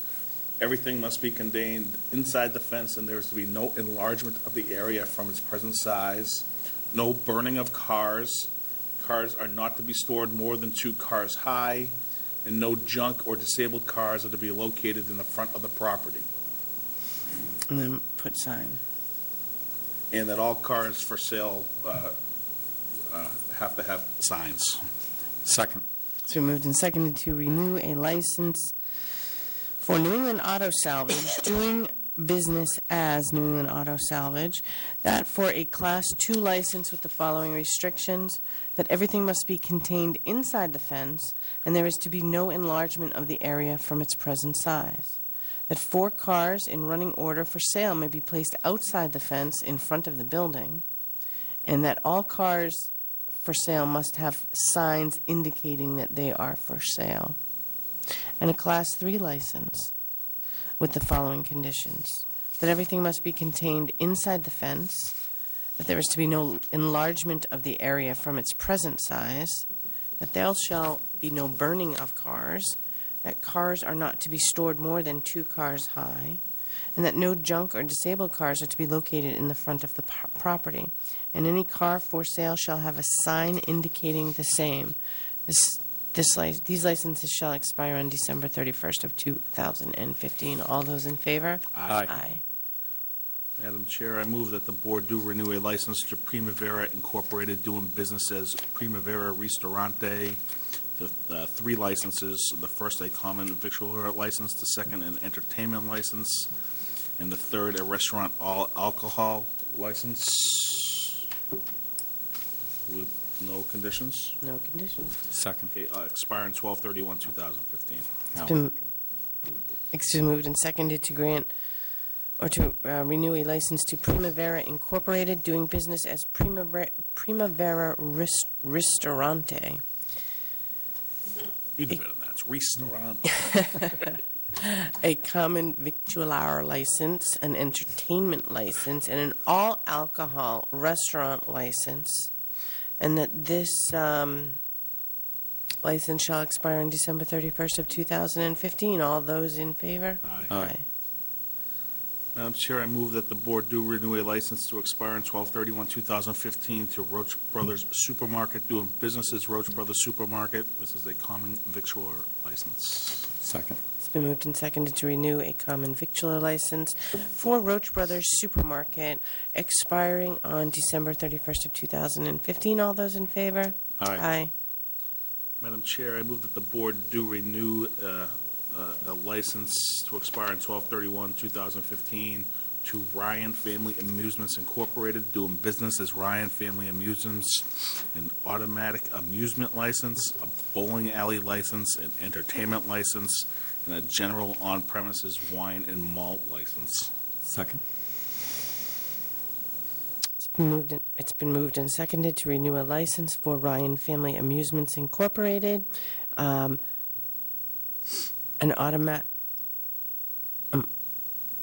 automatic amusement license. Does that number in parentheses mean it can't be any more than 37 automatic amusements? Okay. No more than 37 automatic amusements, bowling alley, no more than 22 bowling alleys. Bowling lanes. An entertainment license and a liquor license of that for wine and malt beverages with no restrictions. This shall expire on December 31st of 2015. All those in favor? Aye. Madam Chair, I move that the board do renew a license for Saigon Restaurant to expire at 12/31/2015. Doing business as Saigon Restaurant. This is a common victualler license. I'll second that. It's been moved and seconded to renew a license for the Saigon Restaurant, doing business as the Saigon Restaurant, that being a common victualler license expiring December 31st of 2015. All those in favor? Aye. Madam Chair, I move to the board do renew a license to expire on 12/31/2015 to Sportsman's Lounge of Millis Incorporated, doing business as Sportsman's Lounge, an automatic amusement license, a common victualler license, an entertainment license, and a restaurant all alcohol license with the following conditions: that they submit a fire alarm report, and they Submit a sprinkler alarm report. submit a sprinkler alarm report within 30 days. Second. It's been moved and seconded to renew a automatic amusement license, a common victualler license, an entertainment license, and an all-alcohol restaurant license. The all-alcohol license is subject to submitting a fire alarm report and also submitting a sprinkler alarm report to the fire chief and/or the building inspector within 30 days. This shall expire on December 31st of 2015. All those in favor? Aye. Madam Chair, I move that the board do renew a license to expire on 12/31/2015 to Darty Subway Incorporated, doing business as Subway of Millis. It's a common victualler license. Second. It's been moved and seconded to renew a license to Darty Subway Incorporated, doing business as Subway of Millis, that being a common victualler license that shall expire on December 31st of 2015. All those in favor? Aye. Madam Chair, I move that the board do renew a license to expire on 12/31/2015 to the Black Cow, doing business as the Black Cow, a common victualler license. Second. It's been moved and seconded to renew a license for the Black Cow, expiring on December 31st of 2015, that being a common victualler license. All those in favor? Aye. Madam Chair, I move that the board do renew the following licenses to expire on 12/31/2015 to Barrett and Johnson Enterprises Incorporated, doing business as Victory Lane, an automatic amusement license, a common victualler license, an entertainment license, and a restaurant all alcohol license. Second. It's been moved and seconded to renew a license to Barrett and Johnson Enterprises Incorporated, doing business as Victory Lane, all expiring on December 31st of 2015. is an automatic amusement license, a common victualler license, an entertainment license, and an all-alcohol license with no conditions. All those in favor? Aye. Madam Chair, I move that the board do renew a license to WT Homes Transportation Company Incorporated to expire on 12/31/2015. They're doing business as WT Homes Transportation Company Incorporated. This is a Class 3 license with the following conditions: the no burning of cars. Cars are not to be stored more than 2 cars high. Junk cars are not to be stored within 100 feet of the road. No. Second. It's been moved and seconded to renew a license, a Class 3 license to WT Homes Transportation Company Incorporated, subject to the following restrictions: that there be no burning of cars, that cars are not to be stored more than 2 cars high, that the junk cars are not to be stored within 100 feet of the road, and that this license shall expire on December 31st of 2015. All those in favor? Aye. Aye. Madam Chair, I move that the board do renew the following licenses to expire on 12/31/2015 to Jalapa Mexican Grill LLC, doing business as Jalapa Mexican Grill, a restaurant all-alcohol license with the following conditions: submit a fire alarm report and repair 2 emergency lights within 30 days, and a common victualler license. Second. Been moved and seconded to renew a license for Jalapa Mexican Grill LLC, each expiring on December 31st of 2015, a common victualler license and an alcohol license, and a restaurant all-alcohol license, which is subject to the condition that they submit to either the fire chief or the building inspector a fire alarm report and a certificate showing that they repaired 2 emergency lights, and that they submit these within 30 days. All those in favor? Aye. Madam Chair, I move that the board do renew a license to expire on 12/31/2015 to Twist Bakery and Cafe Incorporated, doing business as Twist Bakery and Cafe, a common victualler license. Second. It's been moved and seconded to renew a license to the Twist Bagel Cafe. That license is a common victualler license that shall expire on December 31st of 2015. All those in favor? Aye. Aye. That's it, right? Yes. Madam Chair, do we have to set up a meeting in January to meet these conditions, to see with the fire chief and the building? No, because, no, we wouldn't have to, To review the conditions?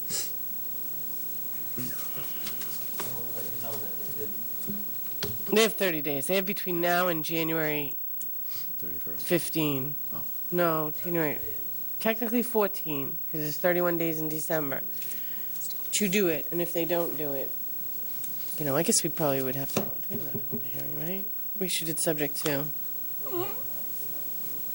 There would be a hearing to potentially revoke. Yeah, all right. It just, not to minimize what, you want the fire, but, They can turn the TVs on. it doesn't sound like it's a big deal to have those lights repaired, or that, they can get it done. And when it's dependent, when the alcohol license is what is holding it up, they usually tend to get it done, so.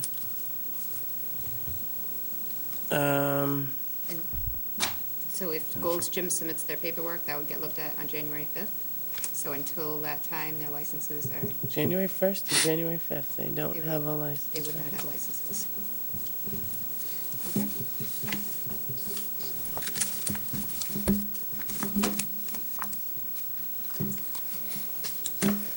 Of course, if they were to come in and we could fit it in, we could probably handle that, right? Okay. Wheelabrator contract amendment. Mr. Aspinwall? Madam Chair, Millis has participated, along with about 20 other cities and towns in the area, in a regional discussion with our contractor, Wheelabrator, Massachusetts, who takes our trash from the we transport it from the transfer station to their facility in Auburn. Our contract with them is up in 2017.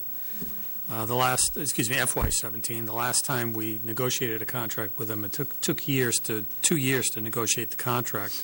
So we started early this time because the 10-year term is up then, and the current year contract has a 10-year term in it and an additional 10 years in it. So we contacted Wheelabrator, and a number of cities and towns participated in the negotiations, including Millis. And we arranged and came to an agreement with Wheelabrator on a new contract with the pricing to start January 1 of 2015. While our current rate is per ton is $75.66 per ton, we would the per ton rate would reduce to $64 a ton, which would last until July 1 of 2017, when it would start at $66 a ton.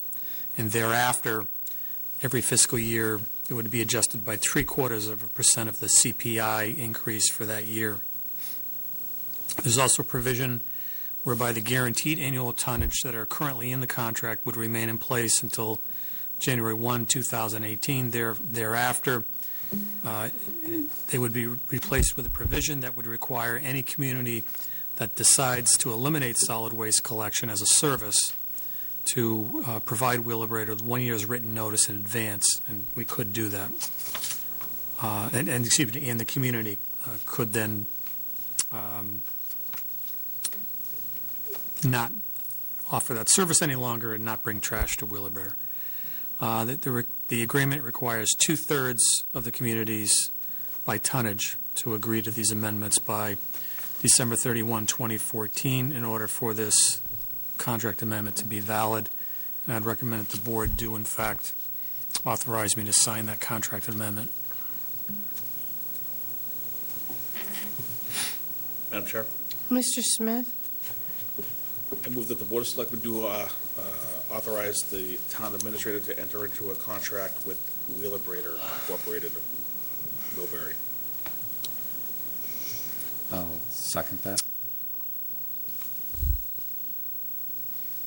Wasn't it an amendment to the pricing, or am I wrong? Or it's a contract, it's a new contract till December, till 17? Okay, thank you. It's been moved and seconded to authorize the town administrator to enter into a contract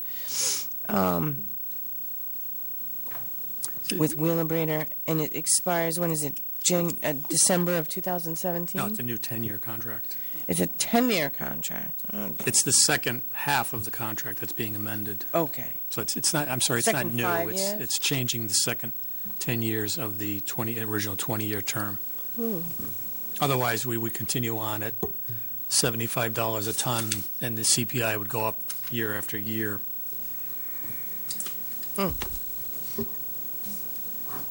So it is an amendment? Right. Okay, so we'll just call it an amendment then. All those in favor? Aye. Aye.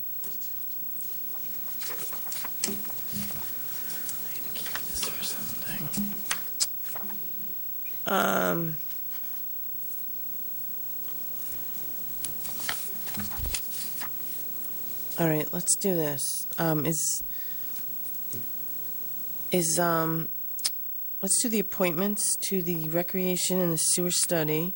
We'll reject the bids, and let's go down to 350 for a second, just to.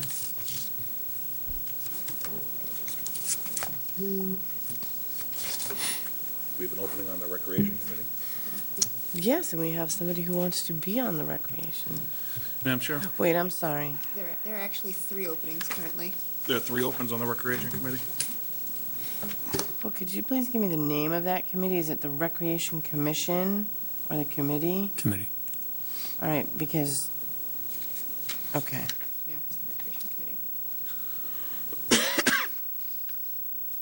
Madam Chair, Mr. Smith?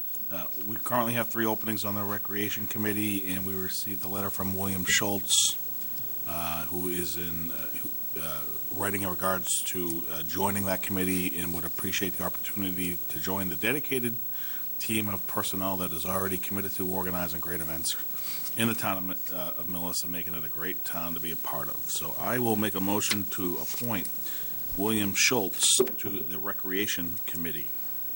Second.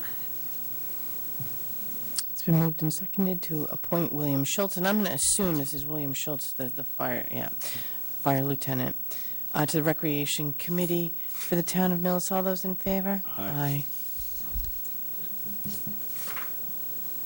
We have a sewer study appointment. Oh, and this is Barbara Thissell. It Yes. is. To be the Board of Health representative.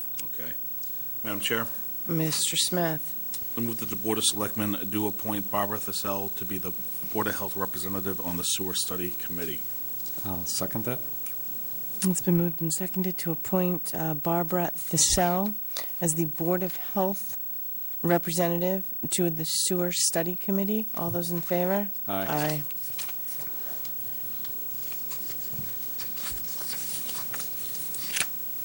Okay. Niagara bids, Mr. Aspinwall? Madam Chair, the bids, we put the bids out, and they came in last week, way over budget at over $56,000. Therefore, I'd recommend the board do reject those bids, and we'll look at an alternative design and go back out to bid. So they were bidding on an actual design we have? Actual list of equipment and design, and we expected it to come in at about $35,000, and it came in at over $56,000. How many people responded to that? Just one. There you go. Madam Chair, Mr. Smith. move that the Board of Selectmen do reject the bids received for the Niagara HVAC project. Second. It's been moved and seconded to reject the bids received for the Niagara HVAC project. All those in favor? Aye. Madam Chair, Mr. Smith. I move to commit to the collector the final water bills and special commitments for November 2014 for fiscal year 2015, the amount of $747.72. Second. It's been moved and seconded to commit to the collector the amount of $747.72 for November 2014 final water bills and special commitments. All those in favor? Aye. We haven't had any contact regarding number 354, so I'm going to skip that again, please. And I think that just brings us to it brings us to two things. Number one is budget priorities, and number two is meeting dates for 2015. Meeting dates for 2015 might be easier. Okay.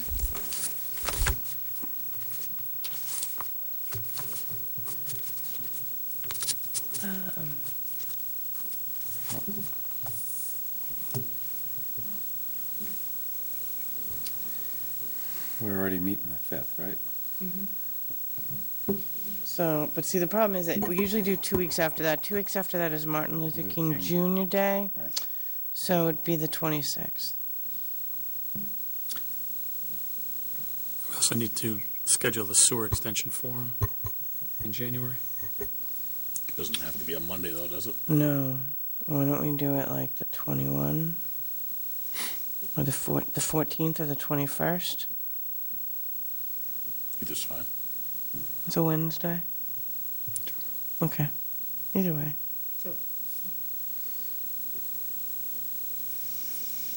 And then for February, we would do, we'd probably do the 9th and the 23rd. Yeah, 16 will be, that's school vacation week. Yeah, that's also President's Day for those people who celebrate President's Day. So is the sewer the 14th or the? Oh, we can do the 14th. I was just thinking, like, I don't know, if you have trouble getting a building, any one of those Wednesdays, I guess, is fine to me. We can check to see January if 14th? the 14th or the Tuesday. 21st, and we'll check to see which room, which date the auditorium's available. Right. Mm-hmm. Or the 21st, I'm sorry? Yeah, I mean, let's say the 14th first, and then the 24th first. I'm just trying to be, And then, So, I'm sorry, but aren't you having a selectmen's meeting on the 21st? No, it's a Wednesday. What did I miss? Sorry. January 21 Oh. is a Wednesday. Okay, so January, so, 14 or 21 for the sewer. I'm sorry, but for the selectmen's meeting, you're saying you're meeting on the 5th and then the 26th? 26th. Okay, sorry. Yep. Sorry, my bad.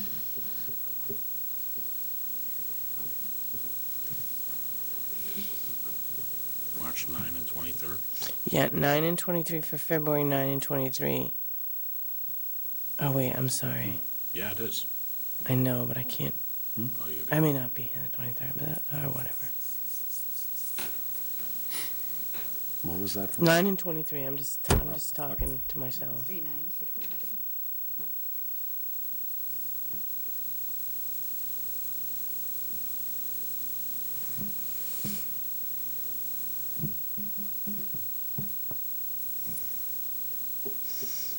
And then we can go into April if you like. Keep going.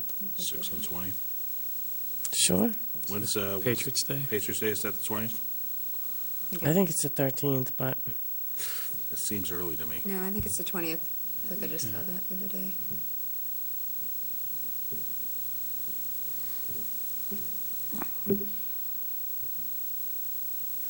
well, you see, we can't. Why don't we hold off until we know? Yeah, it's just. You want to leave the 6th as the last one? Yeah, because I think that what we might do is we might actually, for that particular month, we might do 6, 13, and 27 if that's It's getting close to. if that's the 6 week. What did I say? 6, 13, 27. If Yeah. the 20th is Patriots Day, or something else. So let's just leave it at the 6th.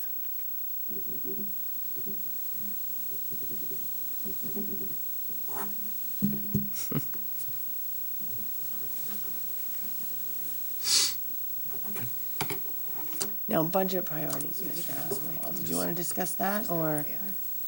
It's, this is a carryover from a prior meeting, asking the board if there's any issue or initiative in particular you'd like to carry over into the particular I think budgets. that was one of them, the ambulance thing.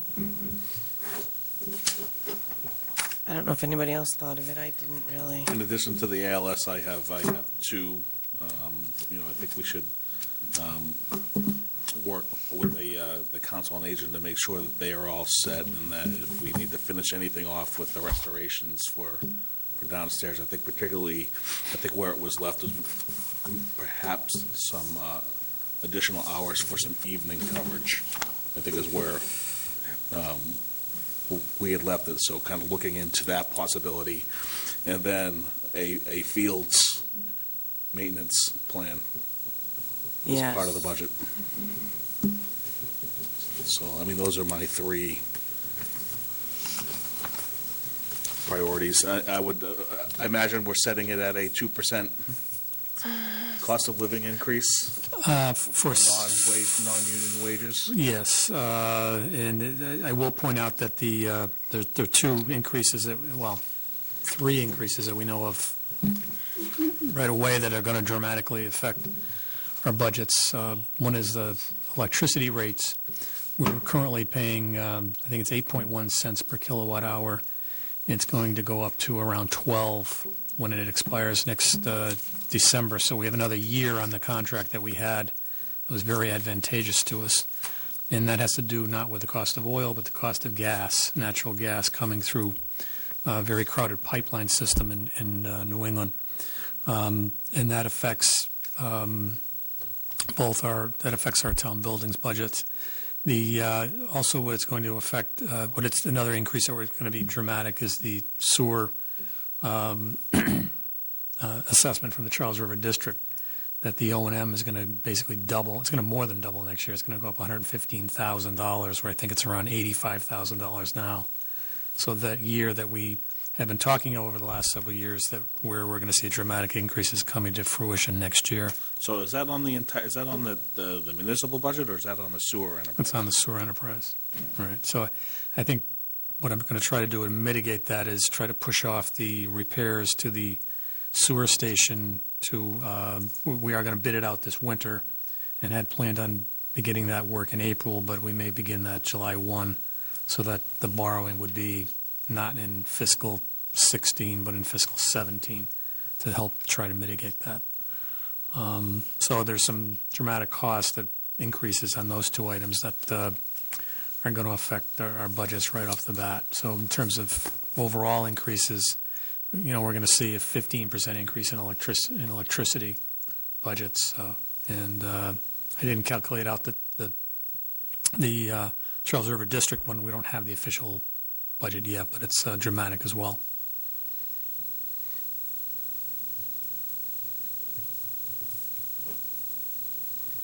Okay, I will continue to think about that.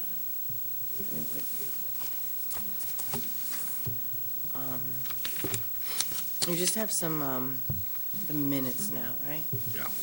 Madam Chair? Mr. Smith.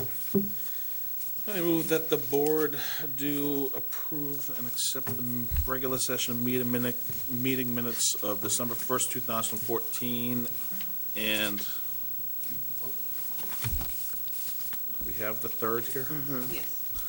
And December 3rd, 2014, and the executive session meeting minutes of November 17th, 2014, and December 1st, 2014. Second? Wait, those I don't have. Oh, no, I'm right. Yeah, they're on the back. Okay. Been moved and seconded to approve the regular session Board of Selectmen meeting minutes from December 1st of 2014 and December 3rd of 2014, and to approve the executive session meeting minutes from November 17th of 2014 and December 1st of 2014. All those in favor? Aye. Aye. Next meeting, okay.